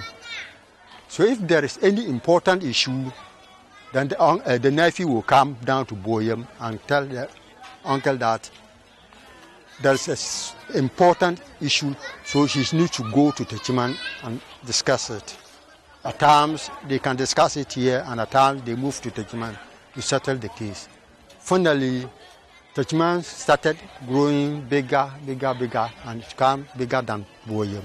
The Boyam community, apart from being a safe haven for the Bonos when they moved from Bono Manso, has a lot of historical tourist sites that attract tourists from all over the country and beyond. Key amongst them are 3 different waterfalls, the African Rock, Bat Caves amongst others. We managed to visit some of these sites. First, the Bibi Waterfalls. We call here Bibi Waterfalls. It calls its name because the stream is very powerful. In the olden days, when we are just going to take any examination, they used all the students to be here to bath in this water. After the bathing, when you go, everybody will pass without paying any failure. So that's why it got his name, Biribi. And secondly, if you drink this water, you will never die in somebody's place unless you commit the community. Else, whatever will happen to you, you will come back to this community before you pass away. Then the African Rock, which was discovered in the year 1996. Paul Ofori, a tour guide, tells me how through the help of a British lady, the African Rock was preserved and now serves as a tourist attraction. The African Rock, we got it while we were constructing a road that we applied during the crisis between Techiman and Boyam, where we found a rock that resembles as African. So lucky enough for us, a British lady who came in known as Nikki introduced a tourism project to us, and he named that place African Rock because we put down the African map that we found there, and it became a property or very essential things to us, why people just go and take a look at it. They give us something to help the community. Though the oldest community in the Techiman district after Bono Manso, Boyam remains underdeveloped, with the road linking the community to the regional capital in a deplorable state. At least for now, you know that Boyam, stone stomach, inside the belly of a rock, or whichever way you may choose to call it, is rich in history so far as the Bono people are concerned. And the next time you choose to visit the Bono land, make it a point to pass through this historic community. From the Boyam community, which literally means inside the belly of the rock. My name is Anna Sabit, reporting for JoyNews.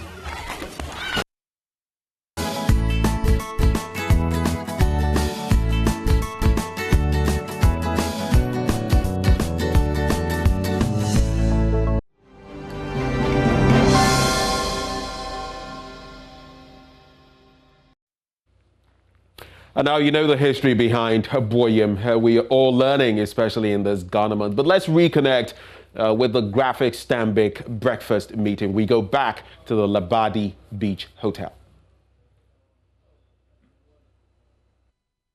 As is our custom, we are here to confer, prefer ideas, and deliberate on propositions that can help shape policies and enable Ghanaian businesses, importantly, to grow. Our theme for this session is leveraging the Africa Continental Free Trade Area and the critical success factors therefore required. Now, situating this conversation in context, I believe it is meet that we pitch a better appreciation of our topic and look at the trade potential in Africa. Africa's population is presently pegged at 1.2 billion, distributed across 54 countries, and with an estimated combined GDP of $3.4 trillion US. However, it is also established that there is minimal trading across Africa's countries and populations. UNCTAD creates a clearer image of the near insignificant inter-African trade for us. From 2015 through 2017, trade among African countries was a meager 2%. And we compare this to the Americas 47%, Asia 61%, Europe 67% in the same period. Oceania, for example, with a population of 43 odd million, came in with 7%. Therefore, we have a significant opportunity considering the state of the market that we are opportune to play in. It thus comes as really welcome news when our African leaders took a bold and rare step to try and recalibrate this by finally agreeing that what will save the continent is the aggregation and exploitation of its combined population as a guaranteed market for Africa's continentally produced goods, services, and to create wealth for Africans. Now, how do we liberate the potential of this significant opportunity that we sit with? Ladies, gentlemen, this, in my view, is the essence of the African Continental Free Trade Area. Indeed, the objects in Article 3 of the agreement establishing the AFCTA affirms this position, and I would cite a quote, two of them. A, create a single market for goods, services, facilitated by movement of persons in order to deepen the economic integration of the African continent, and in accordance with the Pan-African vision of an integrated, prosperous, and peaceful Africa as enshrined in Agenda 2063. And B, create a liberalized market for goods and services through successive rounds of negotiation. It is therefore liberating that eventually Africa will remove its trade barriers, both tariff and non-tariff, to fellow African countries when the AFCTA is fully implemented.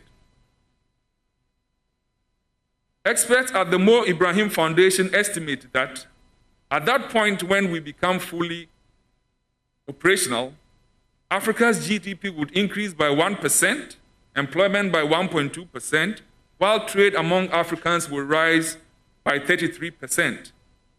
Other analysts also posit that the AfCFTA has the potential to generate 5.7 trillion in business spending by 2030. And this is only in the next 9 years. It's not that far away. So it's all very possible. Distinguished participants, opportunities the African Continental Free Trade Area offers us are myriad and enormous.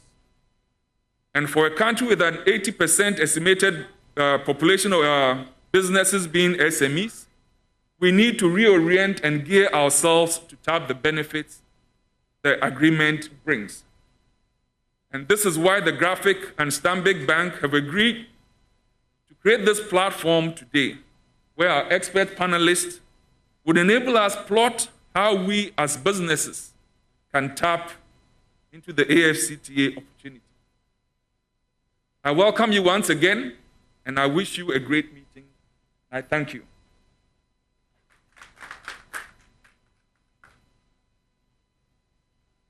Ladies and gentlemen, we can do better than that. Indeed, a wonderful presentation by Mr. Afo. I understand the media training is in him as well, and he spoke fluently. I thank you, Mr. Afo, for that wonderful presentation.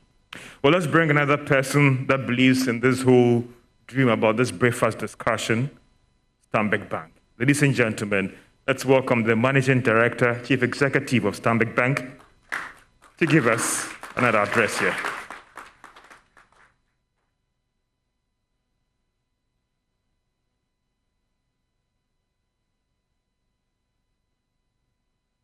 The representative of the Honorable Minister of Trade and Industry, the Director, Trading Services, After Secretariat, Mrs. Emily Mburu Ndoria, the Managing Director, Graphic Communications Group Limited, Mr. Atuafo, the representative of the President of the AGI,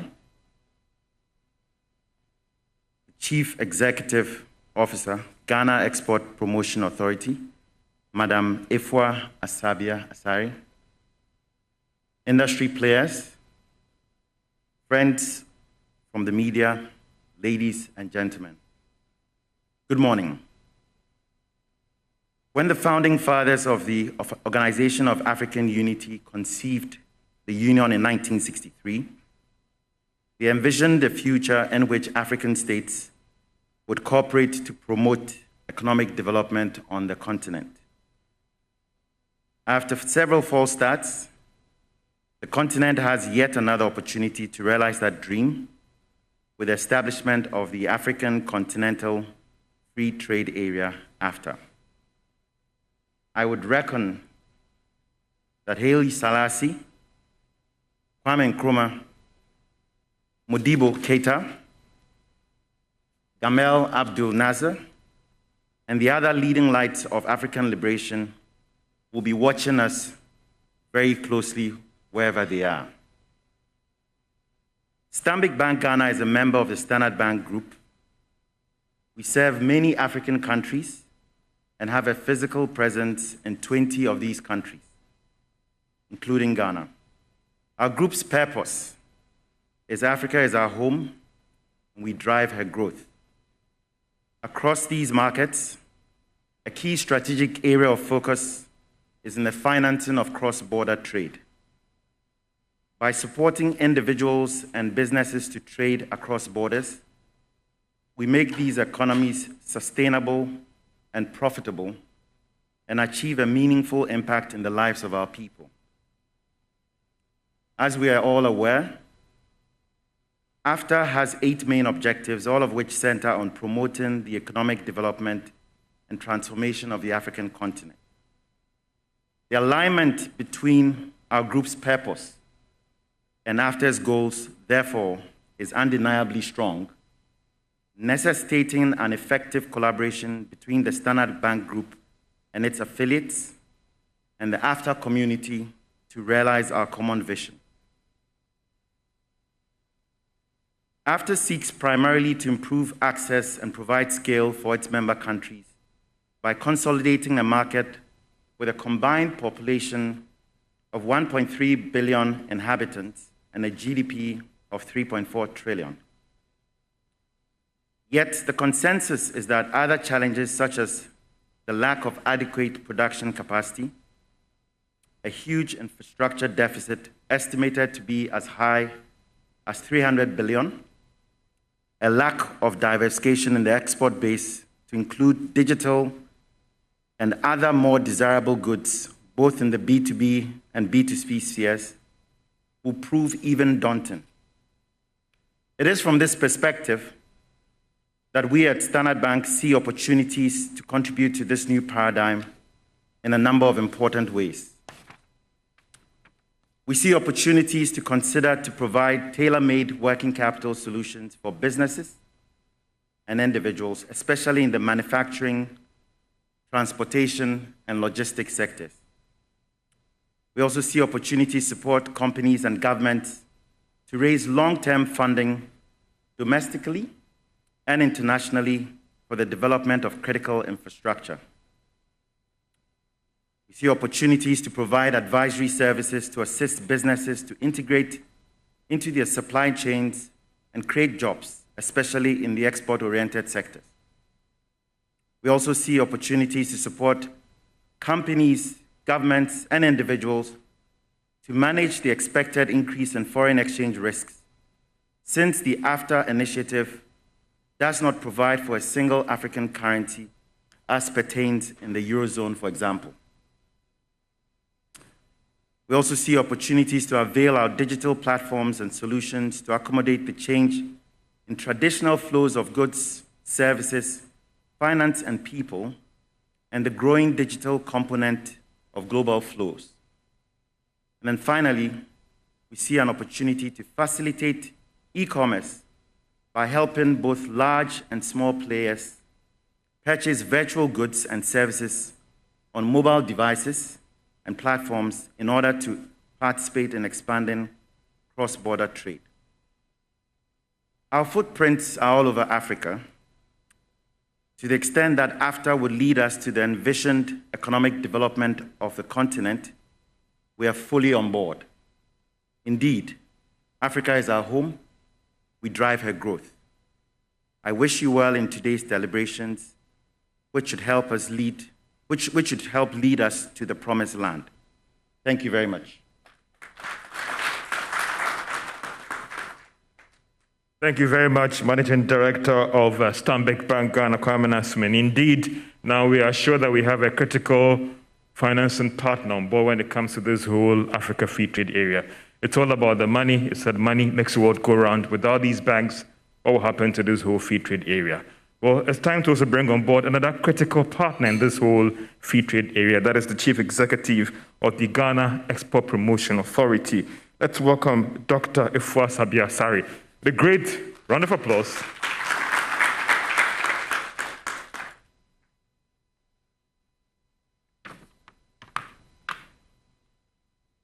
Good morning, ladies and gentlemen.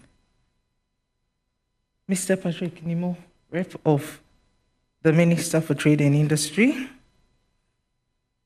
the Chief Executive of Stanbic Bank, Mr. Kwame Nasumeni, also known as Ato Kwame Nasumeni, the Vice President of the Association of Ghana Industries, Mr. Frankie Yim, the Director for Trading Services and Continental Free Trade Area Secretariat, Madam Emily, and the MD of Graphic Communications Group, Mr. Atuafo, captains of industry, friends from the media, I bring you greetings from the Ghana Export Promotion Authority. I'm grateful to Graphic Business and Stanbic Bank for the opportunity to share a few thoughts on the theme for today's breakfast meeting. Indeed, next to the COVID pandemic, I dare say that AFCFTA is the next trending item in the world of business on our continent, and rightly so. for an intergovernmental project as ambitious as unifying 54 countries with 1.2 billion people and a combined GDP of $3.4 trillion, it is not surprising that this pact achieves such priority on prime discussion platforms. From where I sit as an agency under the Ministry of Trade and Industry, mandated to promote Ghana's non-traditional exports to grow our economy, the African Continental Free Trade Area is perceived as the crucial turning point for industrialization and development in Africa. The perceived potential of AfCFTA to take some 100 million persons on the continent out of this abject poverty will peg the interest on any right-thinking person. Earlier this month, on International Women's Day, I had the opportunity of addressing the She Trades Commonwealth Forum, a capacity-building initiative of the International Trade Center for Women-Owned Businesses. The topic for discussion on that forum was AfCFTA, unlocking market opportunities for women to trade.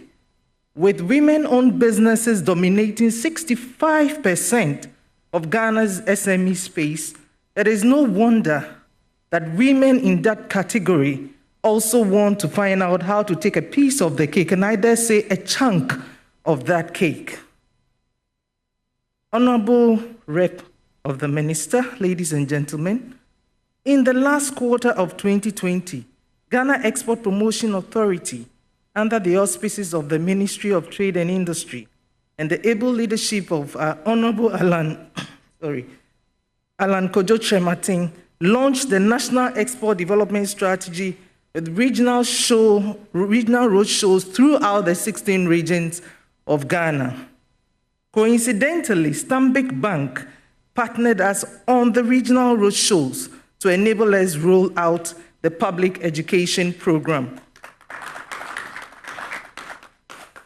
I wish to thank you once again, Stanbic Bank. This comprehensive document was put together with the collaborative efforts of over 100 persons drawn from the private sector, academia, public service, media, and civil service organizations. Within the National Export Development Strategy, there's a portion dedicated to a list of interventions on how, together as a nation, we can effectively position Ghanaian export goods and services in the African Continental Free Trade Area. This is against the background that our records for intra-African trade has not been great. 18% of total exports, woefully inadequate. This is meant to be an improvement on the 9% that used to exist in the year 2000, though. I believe that today's discussion will tease out key aspects we can look out for, which will indicate if we are success-bound or otherwise. With the very knowledgeable minds I see on this morning's panel, I'm confident that this forum will help us identify the vital steps we need to take to ensure the success of the AfCFTA, the kinks we need to iron out in our infrastructure, how we will navigate roadblocks when we hit them, and above all, the commitment to overcome the legal and physical barriers to free movement of goods and people. COVID-19 has caused us enough delays in the implementation of several infrastructure. Let us not do ourselves further disservice by having words spoken here today gather more dust on research shelves. I wish us all an insightful discussion, and may we all remain committed to seeing an industrialized Africa in our time.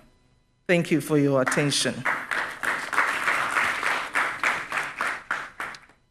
Well, thank you so much, Madam Asabia, for that interesting presentation. She said it all in terms of the real opportunities and the challenges that lies ahead for us in terms of this whole Africa Free Trade Area. Well, It's a good time to bring in the rep for the Minister of Trade and Industry, who was supposed to have been here, but due to some challenges, he couldn't make it. Ladies and gentlemen, let's welcome Patrick Yawnimo, Chief Director of the Ministry of Trade and Industry, to give us the keynote address.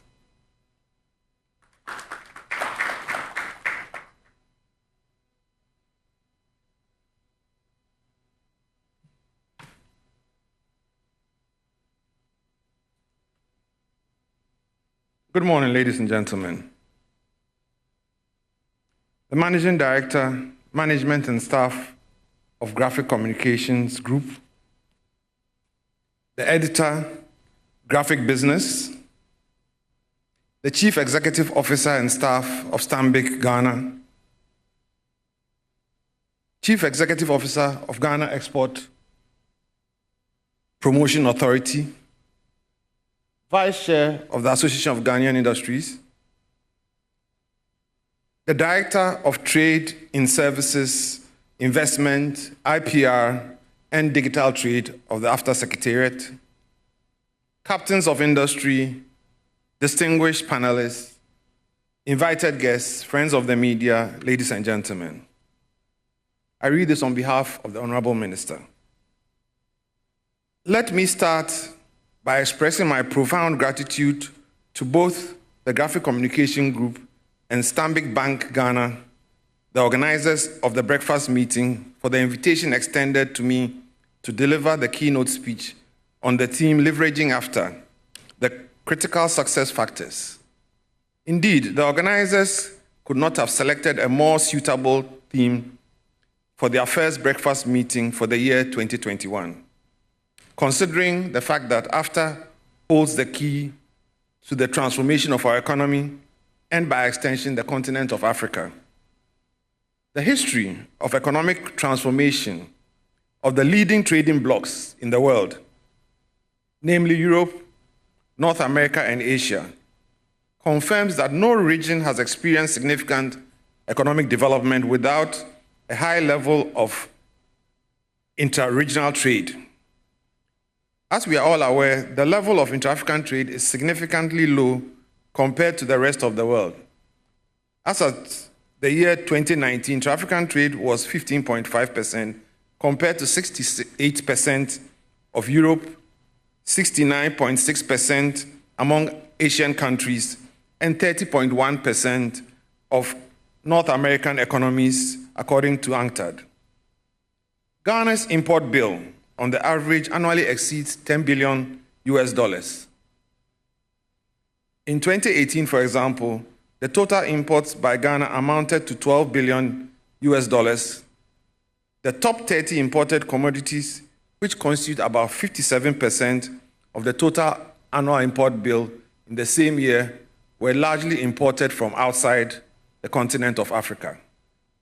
On the other hand, Ghana's total exports in 2018 was $14.8 billion United States dollars, including non-traditional exports of about $2.9 billion US. A significant portion of this amount constituted exports to market destinations outside of Africa, that is Europe, North America, and Asia. This points clearly to the fact that Ghana does more business in trade with countries outside of Africa than within the continent.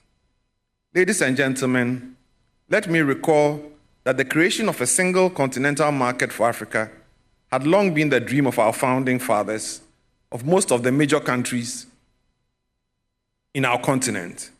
The Abuja Declaration of 1991 of the Authority of Heads of States of the Organization of African Unity, OAU, envisioned the establishment of an African Economic Community. A single market for Africa was considered as the most important building block for the establishment of the African Economic Community. The coming into force of the AfCFTA agreement removes the perennial limitation of small fragmented markets and replaces it with a massive single duty-free, quota-free continental market with a total market size of 1.2 billion people and an estimated GDP of $3.5 trillion. It is also worth noting that under the protocol on trade in services, which was negotiated as part of the AfTA agreement, Ghanaian businesses can now exploit fully opportunities in Africa in 5 service sectors, namely transport, telecommunications, financial services, tourism, and business services. The AfTA is expected to boost Ghanaian exports, stimulate investment and innovation, foster structural transformation, improve food security, enhance economic growth and export diversification, and above all, provide fresh impetus and dynamism to the economic integration of Ghana into the African market. There are many benefits that Ghana will derive from effective implementation of the AfTA, including better harmonization and coordination of trade between Ghana and other African countries, adding value to Ghana's abundant natural resources, and promoting economic diversification.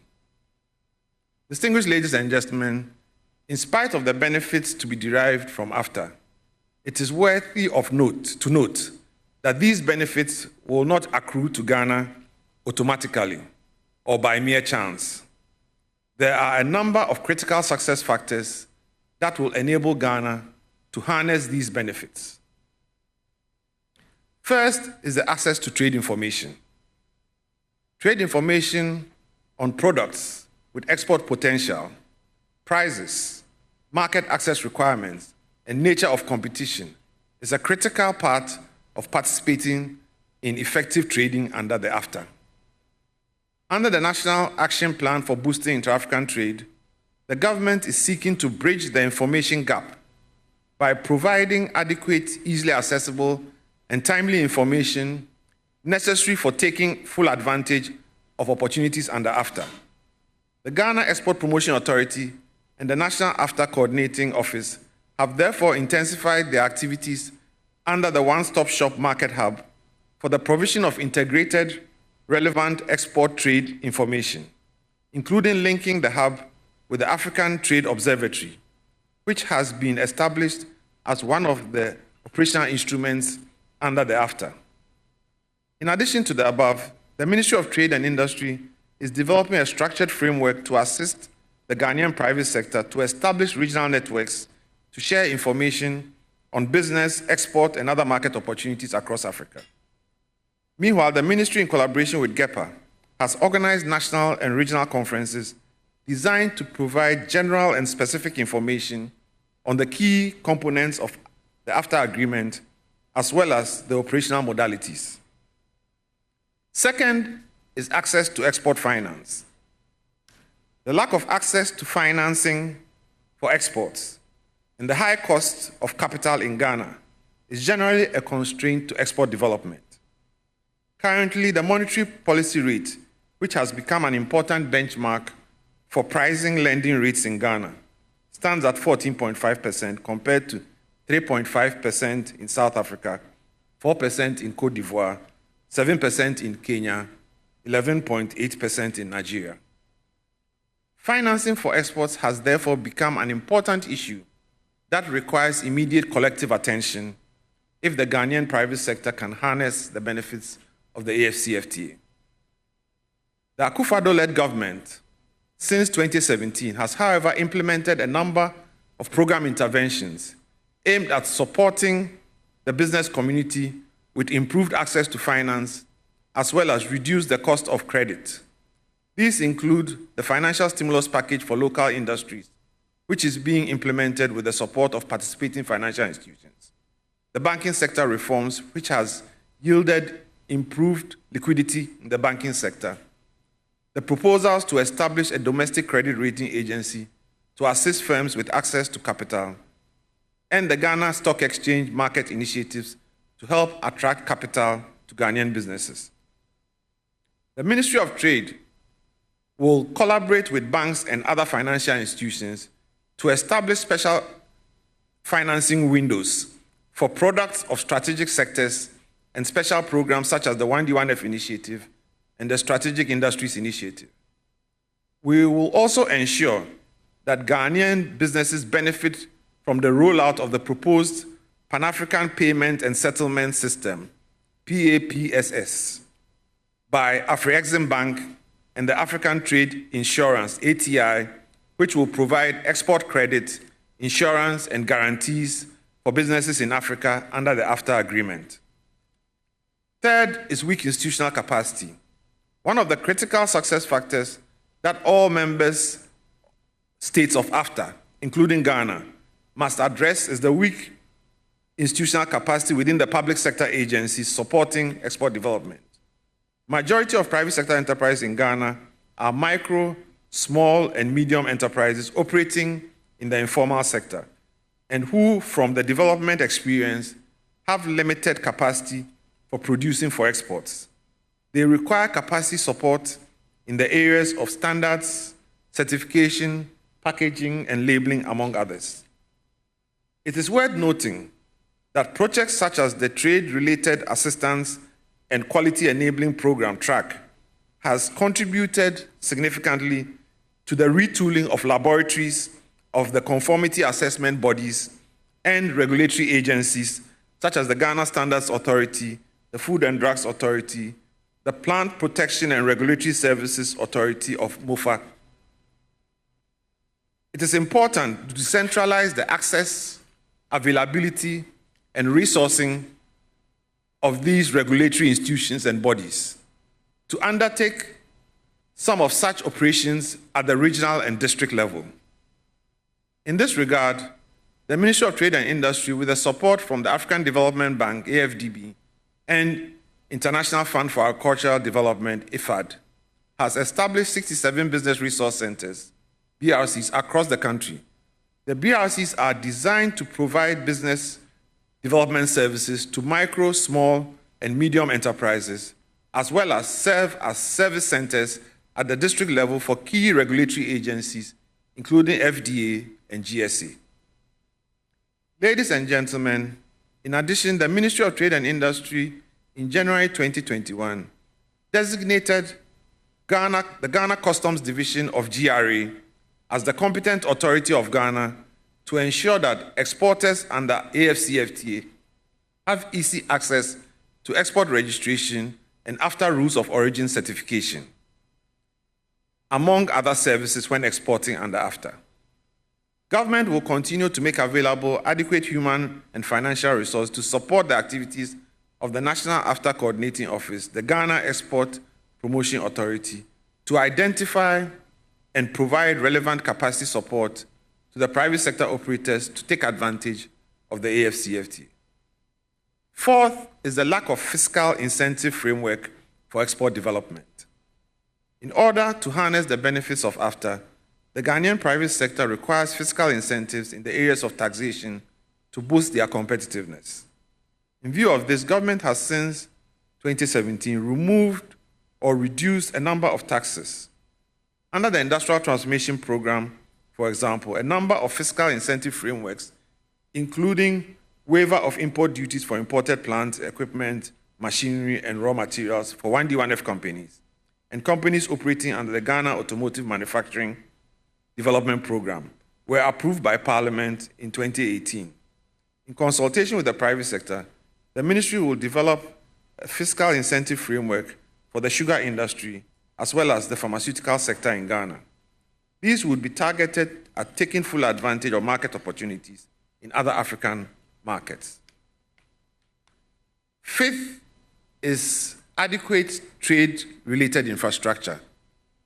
The importance of trade-related infrastructure, particularly in the area of ports, roads, railways, aviation, communication, and energy, cannot be overemphasized. The availability and adequacy of trade-related infrastructure will enhance Ghana's competitiveness and position the country as an attractive investment destination. It's in line with this that under the National Action Plan for Boosting Inter-African Trade, the government focus is on developing and implementing short, medium, and long-term programs and projects aimed at mobilizing resources for the development of business-related infrastructure projects and other mechanisms for a comprehensive industrial transformation program. Distinguished invited guests, the implementation of this plan will create the enabling environment for the private sector participation in the development of infrastructure projects for BIAT. This would require collaboration with both local and foreign stakeholders, such as the Ghana Investment Infrastructure Investment Fund, GIIF, to develop innovative, legal, financial, and other instruments for cross-border infrastructure development projects. The completion of the Tema Port expansion project and the successful implementation of the new Trade Facilitation and Customs Management System, ICAMS Unipass, coupled with the ongoing Takoradi Port expansion project, construction and rehabilitation of various road networks across the country, and the development currently ongoing in the railway sector will boost the private sector capacity to take full advantage of the African Continental Free Trade Agreement. Ladies and gentlemen, in conclusion, trade facilitation measures have been introduced to simplify the trading regime to help the private sector leverage the numerous opportunities the AFTA agreement presents. The reduction in the number of inspection bodies at the ports and border posts, the harmonization and simplification of customs procedures and documentation under ICAMS, the institutional engagements between government institutions responsible for AFTA implementation and the private sector, and the significant investment in flagship programs of government are all geared towards ensuring that Ghanaian businesses participate fully in the single continental market. Government will continue to ensure that trade remedies and safeguard measures, which are crucial for the protection of domestic industries, are effectively implemented. In this regard, the Ghana International Trade Commission will continue to enjoy government support in undertaking its mandate in relation to anti-dumping, countervailing, and safeguard measures. Ladies and gentlemen, one needs not look any further for the critical success in our journey to empower the private sector to harness the opportunities and benefits under AFTA. Ultimately, the successful implementation of AFTA requires national coordination between actors at all levels. It also requires the translation of the strong political will demonstrated by His Excellency the President in support of the AFTA into concrete actions by officials at all levels, including public organizations, private sector associations, civil society organizations, and the media. I trust that this August gathering of captains of industries demonstrates that with the right mix of facilitation and support, the private sector will spearhead economic transformation of Ghana by taking full advantage of the African single continental market. I thank you for your kind attention.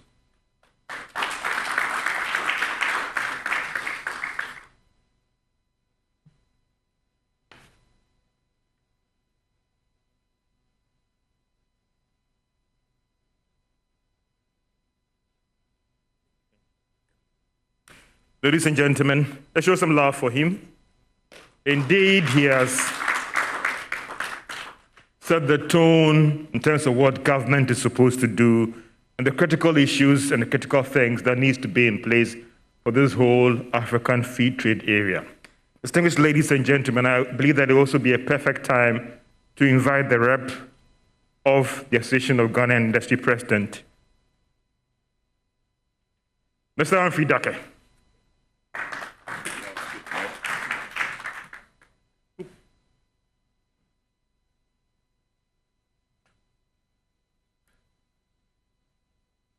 Good morning, ladies and gentlemen. The Managing Director of Stanbic, Managing Director of Graphic, the representative of Minister Patrick Nimo, my co-panelist, Emily of AFTA Secretariat, in charge of Director of Investments. Ladies and gentlemen, all other protocols observed.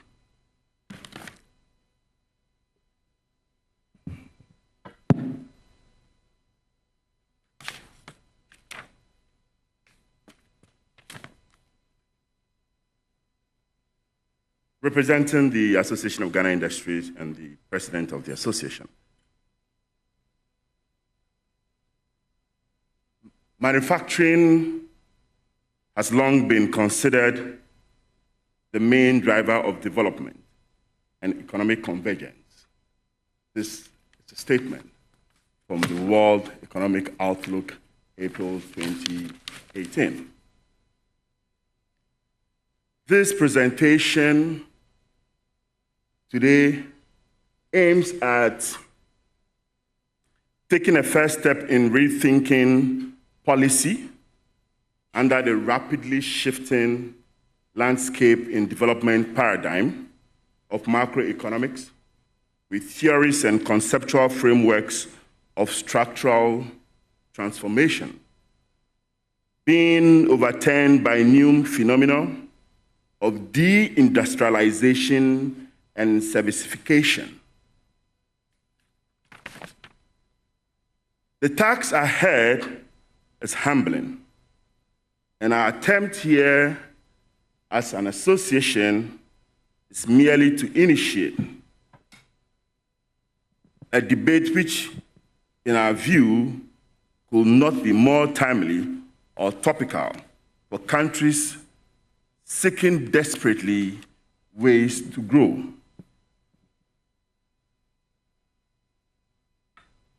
Manufacturing strategy that focuses on economic fundamentals to promote export of tradable goods is needed to escape middle-income malaise suffered by many latecomers in the industrialization drive.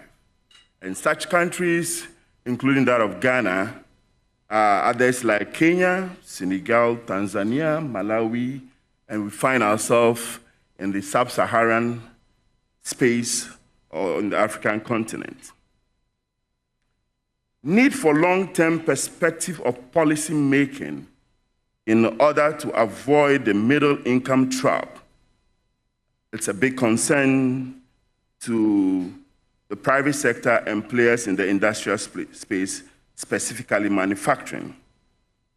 A critical policy concern that we bring to the table for discussion and evaluation. Our policies are made with the mindset of having long-term impact. However, big concerns are our political interventions and political cycles that could interfere in policy formulation, conceptualization, and implementation. To the critical topic of the day, which says, what are the critical success factors that will make Ghana a shining example in the after engagement? We captured this set few critical factors. One, as a structural transformation. Two, as competitiveness. Three, macroeconomic fundamentals. And four, are some policy interventions.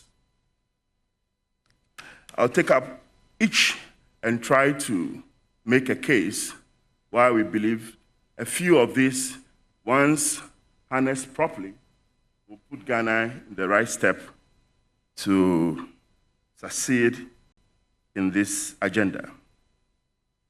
Our broad topic of government industrial agenda as one of the structural transformation activities is crucial. In the recent budget read, we have a clear project called the Obatampa Project. Reading through the Obatampa Project, one could list and elicit a number of interventions government intends to roll out as part of its continuity, consolidation, and completion agenda in the structural transformation as far as they could go. One critical one among the list is the bank development of a development bank. Over the years, we have seen the universal nature of most of our banks, deviating from some core critical interventions as captured by the Chief Director of MOTI regarding cost of funds for long-term interventions and medium-term projects. So this subject or this area that the government seeks to explore is an exciting news which we believe, when harnessed properly and the interventions rolled out carefully, could redefine the space of getting the access to the right type of funding for such a laudable project of AFTA. Other captured areas in the Obatampa project is the Building Ghana Light Manufacturing Industries. Exploring this will tell you that government intends to revisit what we call the import substitution industrialization. And as captured by the Chief Executive of GEPA, a clear plan has also been outlined for what we call the export promotion industrialization. In short, we can call it the ISI and the EPI. These are very laudable projects, granted that they could be rolled out carefully. However, the biggest challenge in this space of listed intents and budgeted for is the capacity to raise the requisite funding to roll out these laudable ideas captured under the Obatampa project. So as we engage government as a trade association, we seek to find out how government would go about raising the extra budgetary provision for the Obatampa project. Another step of the critical stages that we captured, it's under competitiveness. And it's not surprisingly, the Chief Director mentioned that in the speech of the Minister of Trade. Looking through the Obatampa project, one critical thing that we see under the competitiveness that will stimulate the entire chain or bring the coordination of the entire chain under the Obatampa project, but for funding, it's what we call, it's the cost of electricity. For manufacturers and industrial players, one critical thing over the years that we have spoken about and advocated for has to do with the crop subsidy of the crop subsidy concept of electricity management, where we have industry subsidizing the domestic market. In other jurisdictions, including the sub-Saharan Africa and other neighbors close to us, you find the reverse. This is so critical as a success factor because we believe it has a structural underpinning issues that any government that comes into power with every good intention can be limited if this subject matter is not handled properly. In our deliberation, it's obvious that the cost of power to industry is pretty uncompetitive in the sub-region.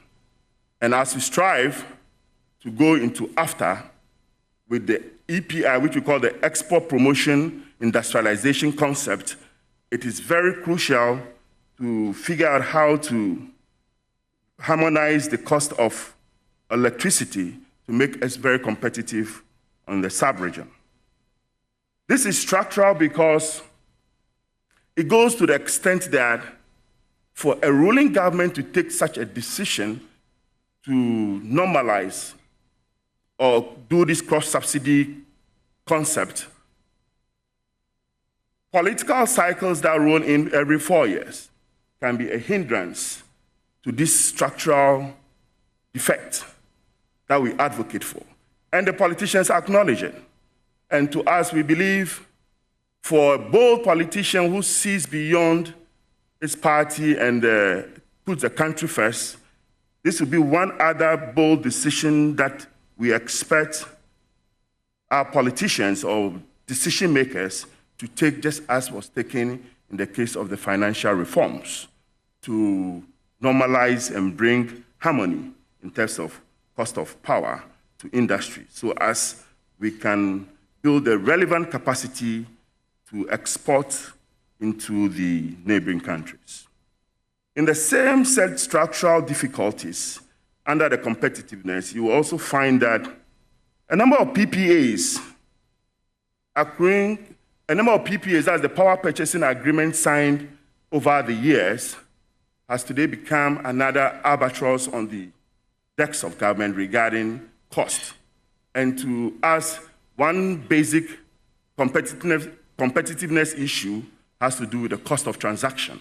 And once all this accumulation or the aggregate will hit our bottom line and make us uncompetitive, it becomes challenging to galvanize the Ghanaian industries to strive to do an export-oriented industrialization.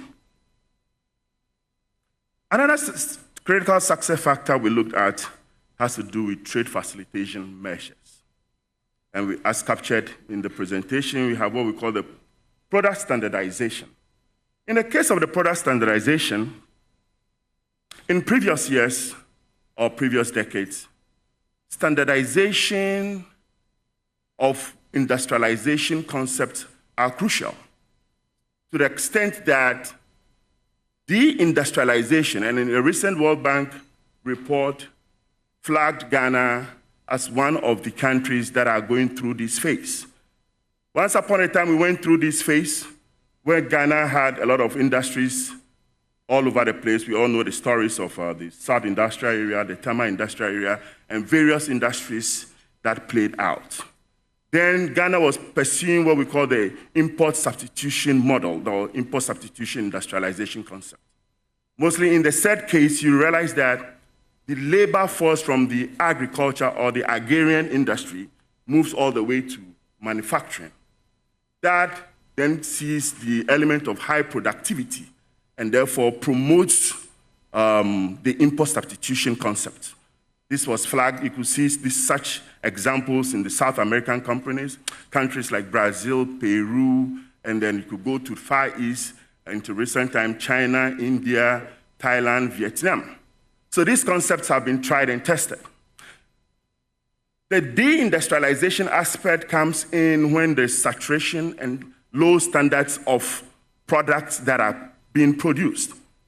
And once this happens, and the country does not strategically deploy an EPI, what you call the export promotion industrialization concept, the stagnation then drowns and leads to deindustrialization. Over the years, this has happened to our country, Ghana. And as we strive to move into another phase of industrialization, such lessons need to be scrutinized and then find a nice circumvention way to work around this. So standardization, product standardization is very crucial. So in today's Ghana, you realize that what we call the servicification, service industry is what is driving the country. And then in the similar way, you realize that once the service industries are driving the country, the labor force from the agrarian industry moving into wholesale and retailing industry has become the norm of our Ghanaian economic dynamics. And therefore, as that becomes the case, deindustrialization has taken place. And this has taken place over the last 2 decades. So over the last 2 decades, you see a lot of wholesaling, retailing. Once you see that, it leads to a lot of low productivity and further on low formalization of the economy. So don't be surprised you see our economy very informalized. And once that becomes the case, it leads to low taxation. The social impact and social demand on our economic infrastructure is higher, and then the consequential issues of inability of government to rake in the relevant taxes to do more development. So today we see the path and the face of Ghana in terms of our deindustrialization and the servicification nature of our economy. So this is where we are. So as we desire to go back into industrialization and then go for after, once we have this broad knowledge of what the country is, it then aids us to circumvent and bring in the relevant interventions to take Ghana to the next stage. Other critical issues that we found out is the certificate of origin.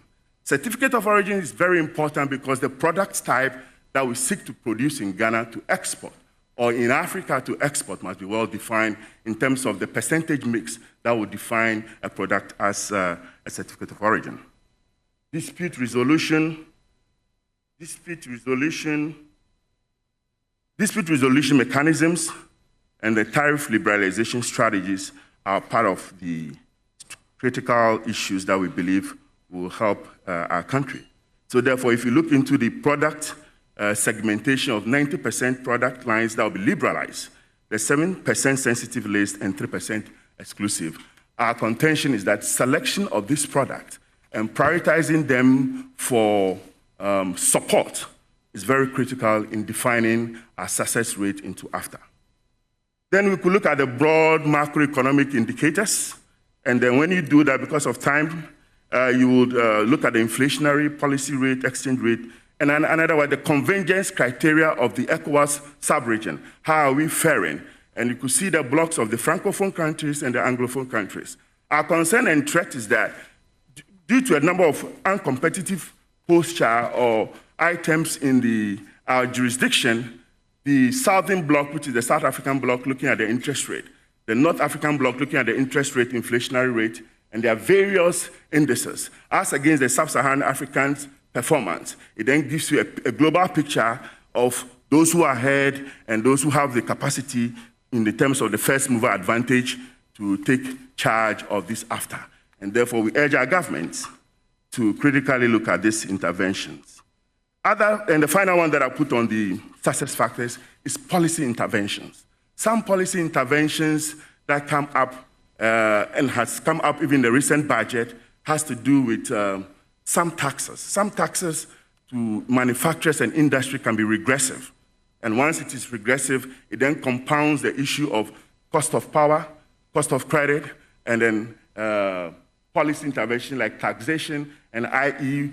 industry has complained about the VAT levy, that is the National Health and the GET fund that is slapped on the VAT rate. We believe we cannot still convert these levies into what we call the input-output and consider it as cost and then knock it off and the final consumer gets it. Such interventions, we believe, are structural defects that if we do not engage carefully to realign the challenge of manufacturing in Ghana, scaling up for AFTA will be daunting. We believe raising these concerns and policy issues will bring the room for dialogue and see how best we can streamline our activities. But the AFTA project is a good one, and we look forward to engaging and taking advantage of it. Thank you. Thank you, Mr. Humphrey Dake. He is the Vice President of AGI, and there'll be more opportunity for us to talk about the opportunities and challenges when we get into the main discussion just after the last presentation for this program. This is the Graphic Business Stanbic Breakfast Meeting on the Africa Free Trade Area as we look at the critical issues and the success and opportunities that it will present to us. Let me also now invite a rep from the Africa Free Trade Area Secretariat, Madame Mboro. She is here to give us the presentation, and if she can make it snap, maybe 5 minutes would do so that we get into the main discussion where we'll talk about more things. Thank you so much. Let's welcome her, please.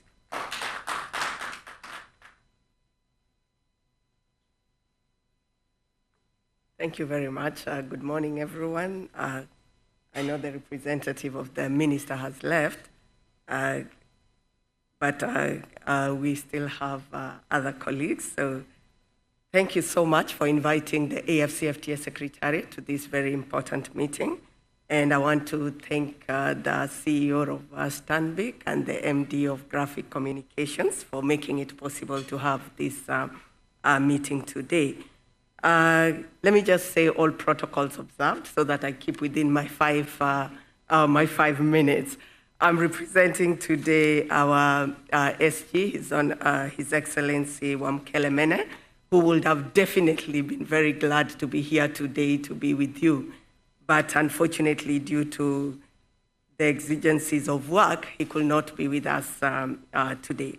But I'll go straight to the presentation, and I think the speakers today have already made my work very easy.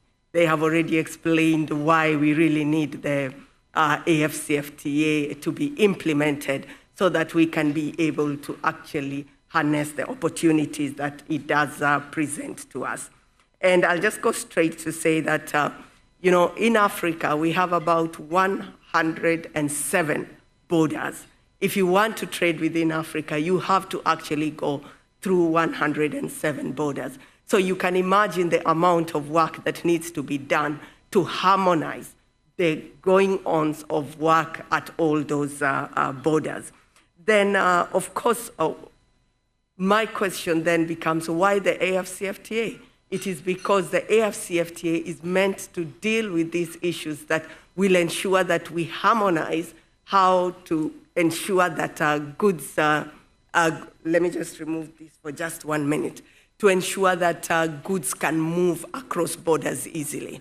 When we talk services, we say that services are borderless, but still you need to move people across borders. So we need to ensure that we make it as easy as possible in terms of people moving also across the borders.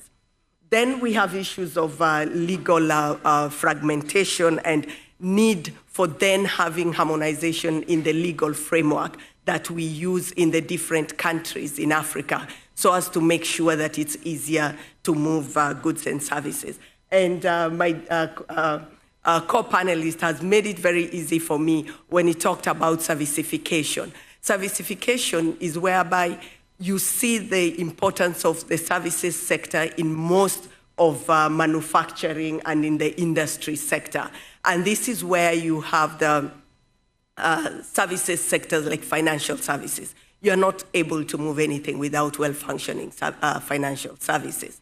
The same for transport, the same for communication, and the same for professional services. So it has become clear that you actually need to ensure that as you liberalize trade in goods, you also have to liberalize trade in services so that you can have the easy movement of goods and services in the continent. And I think the issues of the numbers has already been covered, and in terms of also that we are looking at ensuring that we bring together the $3.4 trillion that is the GDP for Africa to actually work for the citizens of Africa. So that is the essence of the work that we are undertaking at the AFCFTA. And of course, it's really hard work to bring together 55 different member states of the African Union to come together and actually harmonize this work.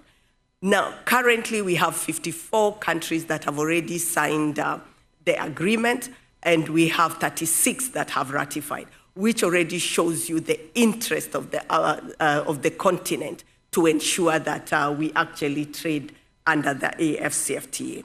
Now, what are the opportunities that are offered by the AFCFTA? If the agreement is operationalized, which is what now we have started the process of operationalization of the agreement, we will then see great opportunities coming up for the consumers in terms of consumer welfare gains, and this is in terms of ensuring that economies of scale, the choice of goods is taken care of. Yesterday I was in a meeting of young people, let me call it meeting of young people, it's called the Clubhouse. So they discuss different topics that affect the youth in the transformation of the economy. And we were discussing issues related to the AFCFTA. And someone actually asked, what if my company, my SME company, does not want to move outside Africa, outside its country? So how then do I gain from the AFCFTA agreement? And this is one of the ways that they will still gain. Even if you don't leave your country and you still work within your own country, like now we are talking Ghana, then you will still benefit because of the choices and the quality of goods that you will have. And someone even mentioned the issue of getting even nutritious foods from other parts of Africa. So still there is gains to be met, whether you move out of this country or not. So you will have more choices. You'll have goods coming from other countries that will give you quality and choice. Then you have the second issue, which is attracting investments. When you have economies of scale, definitely you will be able to perform more and better, because when we heard from the CEO of Stanbic, he talked about it's a chain of, now we can call it a chain of companies in different countries. They have been able to establish in different African countries. So because of economies of scale, they are able then to get more customers. Because if you can be able to move from one country, I think the headquarters is in South Africa. You have Ghana, you have Kenya, you have Uganda, you have Tanzania. So you have so many countries that now have a Stanbic Bank. So if the legal framework can also then be simplified, they will get into all African countries within a few years. So those are the kind of elements that we are talking about. How do we ensure that we have economies of scale to bring together all the different players? Then you have issues of investment facilitation. One of my dockets is actually dealing with investment-related issues. And now we're starting negotiations in issues related to investment. How do we facilitate investments to come into Africa? And it was quite interesting. Somebody did mention that we are not blocking our way. When we say implementation of the AFCFTA, it does not mean we are going to close ourselves in and only trade with Africa. We are also going to trade with the rest of the world. But we want to trade with the rest of the world in a more coordinated manner. So how do we then ensure that we actually encourage and facilitate investments coming into the African continent? Then a lot has been spoken about issues of job creation and industrialization. And that is where my co-panelist came in strongly to talk about issues related to industrialization, developing the value chains. How do we ensure that we, as African SMEs and even the larger companies, are able to actually get into the global value chains, and not only joining the global value chains, how can we create our own regional or continental value chain to ensure that we create our own, how can I say, we facilitate trade among ourselves and also create wealth among ourselves here in Africa. Because everybody now is rushing to come into Africa. It is because now this is the virgin land, if you may call it that. So how do we ensure that even us as Africans gain from this transformation that is taking place in the African continent? Another key issue is the issue of elimination of or eradication of poverty.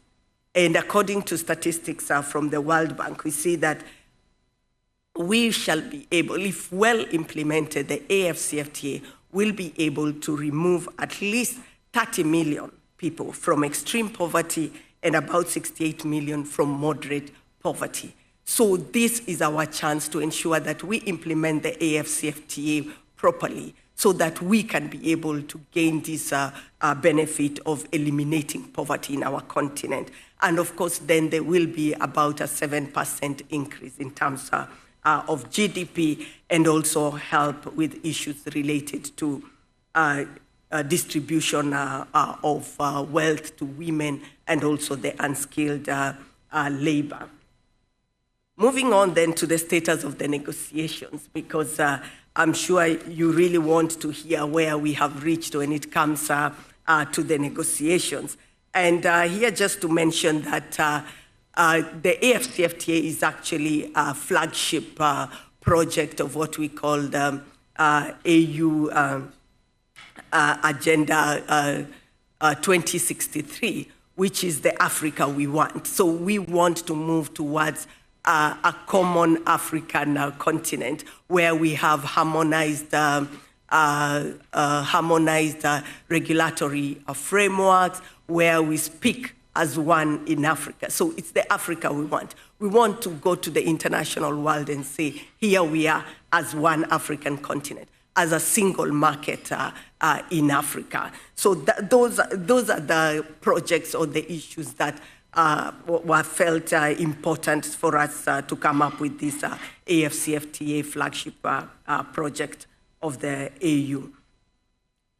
Just to say that we are nearly finalizing negotiations in two key areas, and that is trade in goods and trade in services. We have a few outstanding issues that we are dealing with, but in principle, those negotiations are nearly finalized. And those are the key negotiations that will assist us also to start in earnest trading among each other.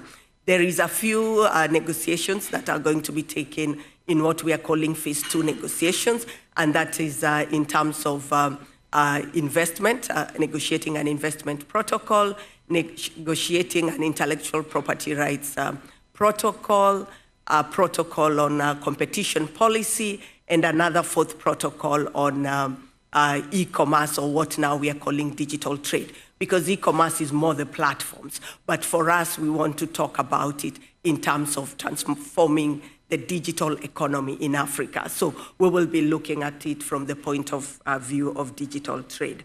And then maybe just to mention that on 21st March 2018, this agreement, the AFCFTA agreement, was signed in Kigali, Rwanda.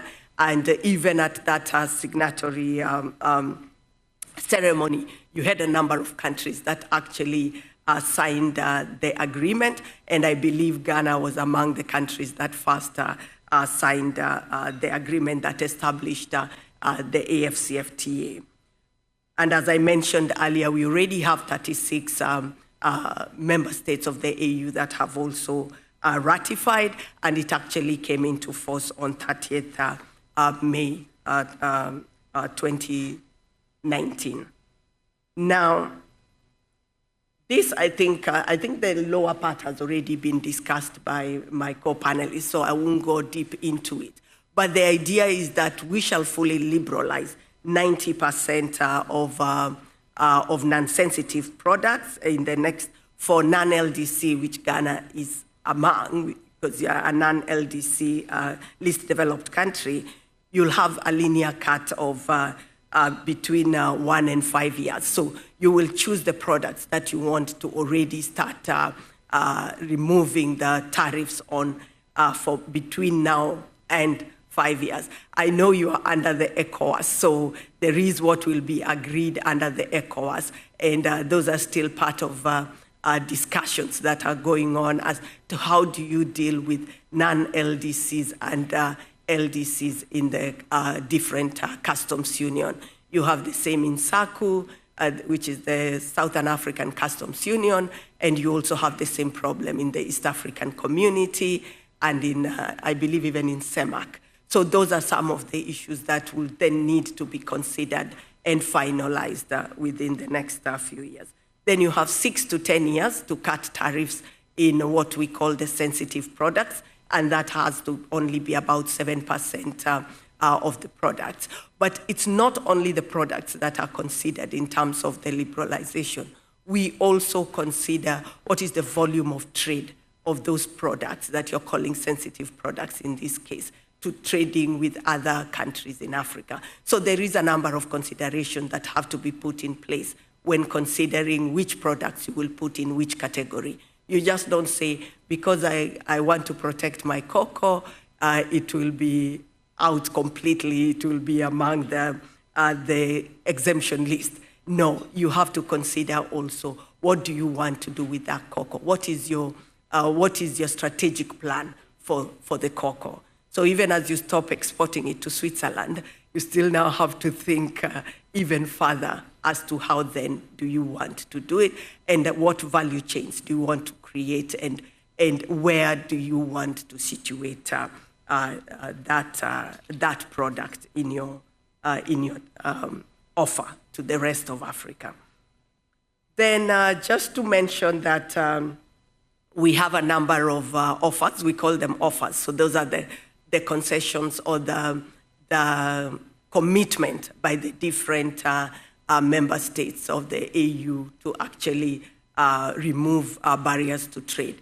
And so before they are complete, we still call them offers until such a time when now they will be final.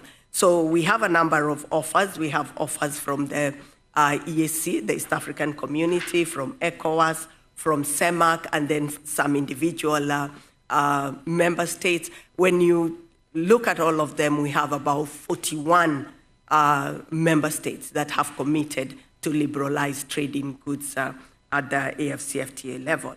And here we say that it's covering about 75% of the AU membership. And we hope that, and also when we talk rules of origin, which was also mentioned by my co-panelist, there is about 82 tariff lines that we have concluded work in terms of rules of origin. Then this one just is more to provide clarity in a pictorial form of how much work has already gone into the AFCFTA. And here just to say we have already finalized the protocol on goods, the protocol on trade in services, and the protocol on rules and procedures for the dispute settlement disputes, and they have a number of annexes which are mentioned there. Now, as I mentioned earlier, we have work in terms of the protocol on competition, intellectual property rights, investment, and e-commerce or digital trade. The key milestones, and some of them I have pointed out, is that in 2012, the Assembly of Heads of States made a decision to establish the AFCFTA. In 2018, there was signature of the agreement that was done in Kigali, Rwanda on 21st March 2018. And in 2019, we had the AFCFTA agreement entered into force, and that is on 30th May. Then in 2019 still, we had the launch of the operational phase in Niamey, Niger, and that was on 7th July. Then in 2021, we had the start of implementation phase. As you all recall, you had a big function where we had the start of trading, as we like calling it. And maybe here just to say that we congratulate Ghana and South Africa for being the first countries that are actually showing, starting the whole process of starting trading to show that Africa is actually willing and able to actually trade among themselves. And we have the end of this year, we hope to conclude on all the outstanding issues. Now, I'll go quickly to just mention the status of implementation, and I'll be very fast because of the time. So I'll just mention why implementation matters and the main,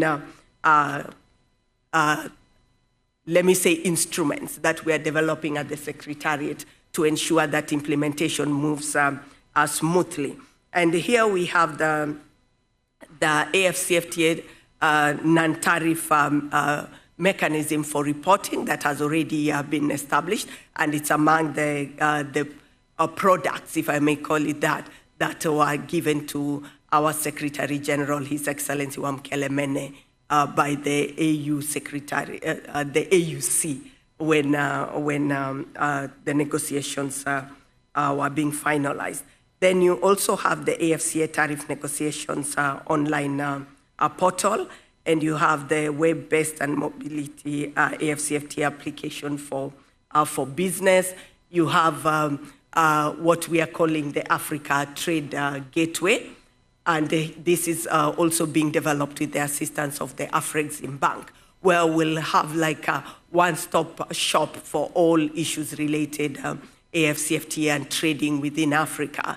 And you have different components that will be useful for SMEs when they want to trade within Africa. Maybe I can elaborate more during the discussion. We have the Pan-African Payment and Settlement System. This one is meant to facilitate the payments across borders. And then we have the AFCFTA adjustment facility. A number of countries will lose their revenue once they liberalize. So this is a facility to assist state parties or member states when they liberalize and lose, and in cases where they lose revenue. And the last one is the African Business Council, which we hope to activate to bring together the voice of the business community. So I think I will stop there so that the moderator is not too upset with me. Thank you very much. That was a wonderful presentation, Madam. Thank you so much. Madam Emily Mboro Ndori, I hope I got the name right. She is the Director of Trade-in Services at the Africa Free Trade Secretariat here in Accra, and such a wonderful presentation. But now it might be a great time to bring in Mr. Bayfi. He is a technical advisor at the Ministry of Trade and Industry. He will be on this panel also for us to have a discussion. Ladies and gentlemen, let's show some love and applause for Mr. Anthony Bayfi, a Director, technical advisor at the Ministry of Trade and Industry, and he'll be sitting in for us to have this discussion as you look at the graphic business Stanbic breakfast meeting on the theme leveraging after a critical success factor. This program is live on Joy 99.7 FM and also on JoyNews and our various social media platform, that is on Joy FM, on Stanbic, as well as Graphic as well. And for all those partners who are helping us to bring this program, I'd like to say thank you so much in terms of it, and also other banks as well and other institutions that are supporting us to bring this program to you. This is a Graphic Stanbic breakfast meeting on this after program. So very, very soon I'll be moving into the main discussion. But because of time constraints, I will try to, as much as possible, through this discussion and bring in the audience. But Mr. Anthony Bayfi, I could just give you just about 3 minutes, 3 minutes just to do some few remarks, and then I throw it back to the audience in terms of having an opportunity to throw your questions and concerns to the officials gathered here. I think I might have up to 10 o'clock to make sure that these things are captured on all the various media platforms that are Joy FM and JoyNews that we are carrying this program live, and also our various social media handles, Joy FM, JoyNews, Stanbic, and then Graphic. So, Mr. Anthony Bayfi, I'll give you 3 minutes to do a quick, yes, you can click on that one, or press on that one, a quick opening remark and where we are, even though your director has spoken, and then we move forward and bring in the audience for them to participate in it. Yes, okay, thank you, moderator, and good morning, distinguished ladies and gentlemen. I think from what we've had so far today, looks like the ground has been set for questions and answers. I've been following keenly the historical perspective and the status that was mentioned by Emily, the Director for Services at the AFTA Secretariat, and then the Vice President of AGI, the presentation he also made, and then from the Ministry of Trade and Industry perspective also, the Keno speech that was delivered by my Honorable Minister Alan Martin. And I think I'll just quickly summarize that one. And basically, he mentioned some critical success factors that should be put into place if Ghana wants to derive maximum benefit from this after. And the first one, he talked about making sure that we have good trade defense measure mechanism in the place, of which he mentioned that the Ghana International Trade Commission is handling those issues, and then we'll be monitoring the implementation of the AFTA. He also spoke about the need to put our BIAT, that is boosting intra-African trade action plan implementation in place. And there there are basically 7 critical factors, namely coming up with our trade policy, enhancing our industrial transformation agenda, and basically when it comes to industrial transformation under our industrial transformation agenda, Ghana has set up this one district, one factory, one region, one park to make easy accessibility to investors who want to go into industrial production. Then moving away from business as usual, the government has also come out with this strategic anchor industries, to boost the manufacturing sector, as the AGI Vice President said, so that it doesn't be business as usual, but rather it can enable us to increase our value-added products. Then when it comes to the trade facilitation, he also mentioned about the impending customs reforms, namely through the UNIPAS ICOM, which has generated fight and facilitate clearance of goods at the ports. And then you also realize that the ministry will also be putting in place certain measures to ensure that informal traders, their clearance at the land borders are facilitated, which will take care of the women and then the marginalized group. Then when it comes to trade-related infrastructure, he also talked about mentioning the need to modernize our ports, our railway system, the aviation, energy, and then communication. Then finally, for trade finance, he also talked about some of the EXIM bank credit facilities and other ones that will enable manufacturers get concessional finance opportunities to do it. Then when you talk about the gap of information to enable Ghanaians get access to information under the AFTA and also link up with their counterparts in the African, you also talk about enhancing the GIP, the GEPA information network, linking it with the African Trade Observatory, among others. So in a nutshell, some action plan under the boosting intra-African trade has been put in place. Now we have the National Export Strategy that was launched latter part of last year. So everything is in place, and this time around also, this year, we're going to do a lot of consultations with the private sector, get inputs from them for the outstanding negotiation issues, and then also ensure that we also brief them to speed and help them assess the rest of the African market. Thank you very much, Mr. Anthony Befi. He is the Technical Director at the Trade Ministry. Without a preliminary discussion or explanation in terms of where we are, well, it's a good time to bring in the audience because it is about you. This program is live on Joy 99.7 FM and also on JoyNews and also our various social media platforms.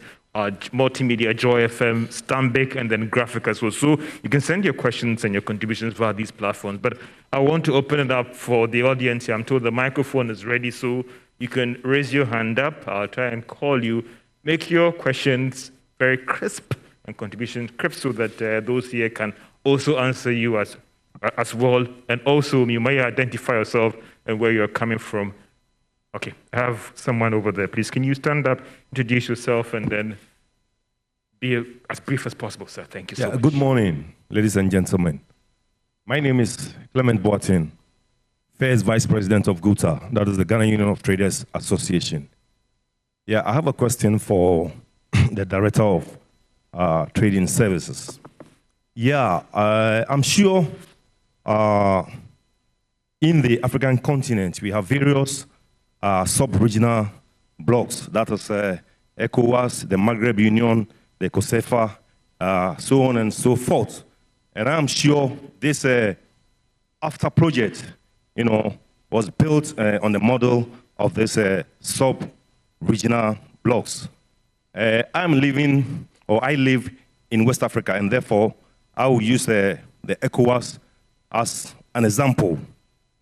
We have ECOWAS protocols that the member countries have signed onto, and then conventions which they are all supposed to, abide by it.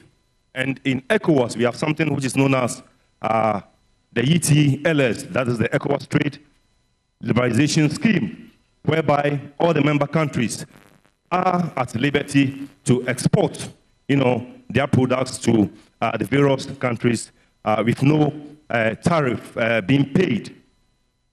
Now we have Nigeria that has banned about 41 items, which they think they want to protect their local industry, and therefore that's not allowed, all the other member countries to export their products onto, but which they have signed on onto the protocol.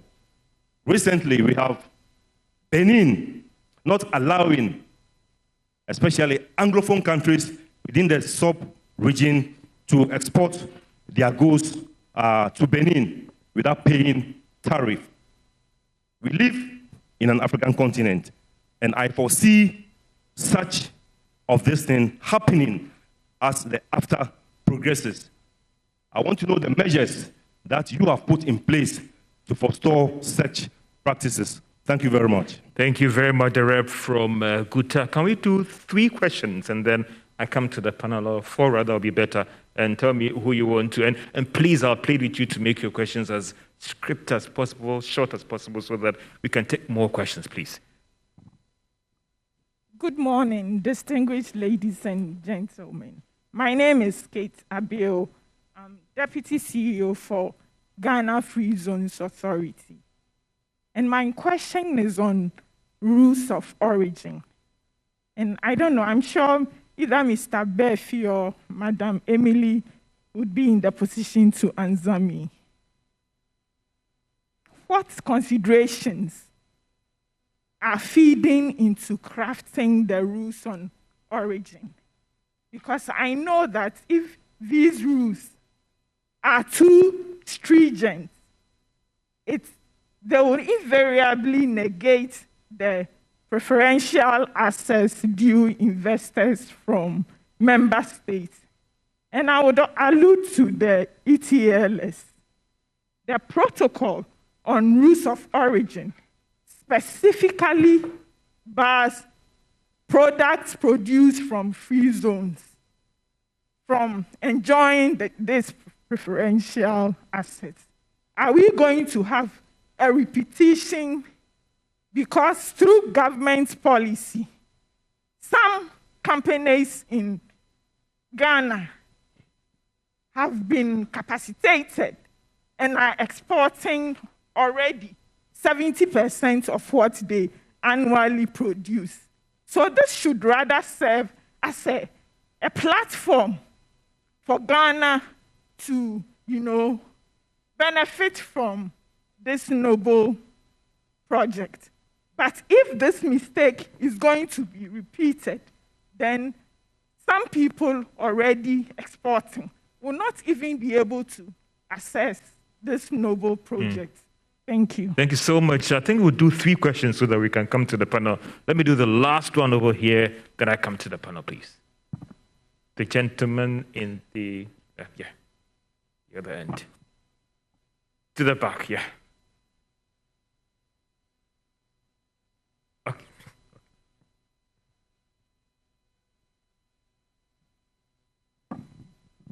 Good morning. My name is Cornelius Adabla. I think your mic is not... Yeah, it's working, yeah. Yeah, good morning. My name is Cornelius Adabla. I'm a development consultant. Looking at the AFCFTA, I think Africa is at it again, confusing the world. In the sense that, going back to the ECOWAS, we have sub-regional economic groups, trade groups here in Africa. ECOWAS, 1, SADC, and I believe some more, the North Africans, the South Africans, and the rest, East Africans and the rest. I would have thought with the experience, the lessons, the failures, and all that these sub-regional groups have generated over the period, the continental free trade effort would be a confederation of these sub-regional endeavors.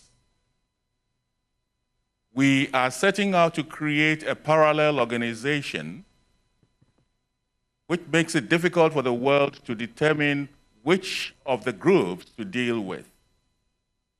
I would think that we consider the prospects for embedding these sub-regional groups in a conglomerate African platform to constitute the continental free trade area, so that the free trade area takes from a base of the sub-regional groups and pronounces Africa to the world.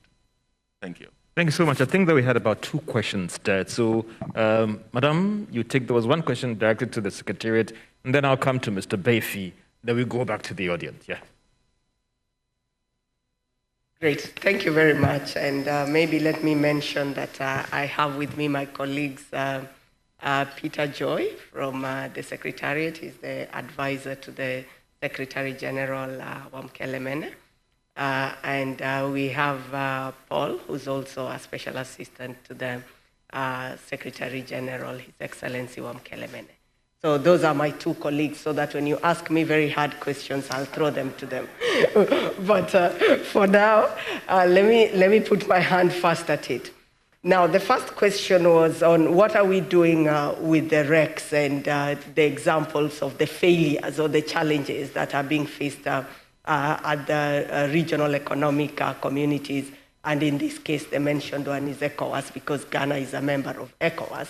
And here, let me first mention that we are working on what we call the acquis of the RECs, which is that it is what has worked in the RECs that we are now bringing together to actually have and build on the continental level. And so we are, and also let me say, we are also trying not to come up to pick the challenges. Of course, challenges come by themselves, but we are trying to avoid the pitfalls of what went wrong in the RECs. But it is really the RECs that are building the AFCFTA.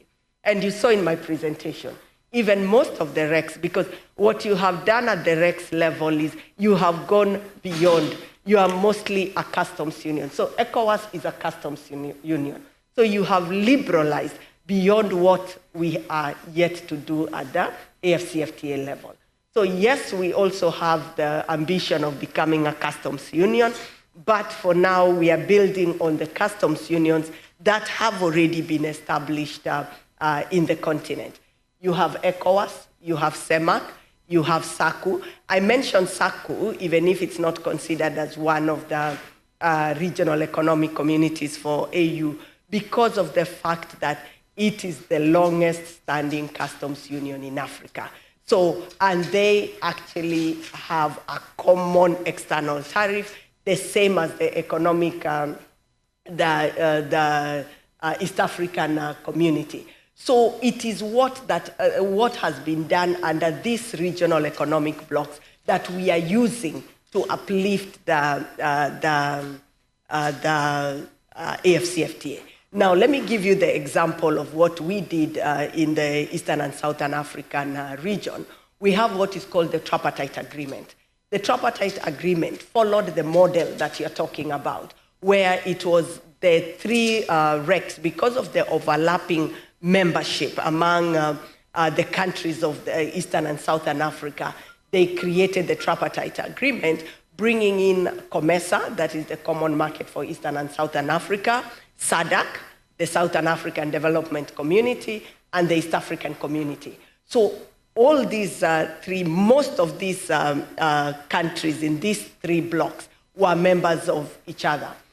But it did not work as well because it is still member-run organizations. So you still needed to directly deal with the member states. And that is why it was felt that at the AFCFTA level, we needed to have it as the member states themselves then coming into it.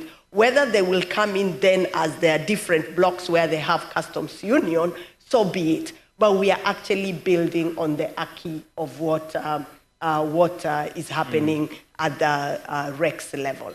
So that answers actually both questions. Now, on the special economic zones that was raised by the lady, we are still working on it, and discussions are still going on when it comes to issues of the economic zones. Yes, you have two different schools of thoughts.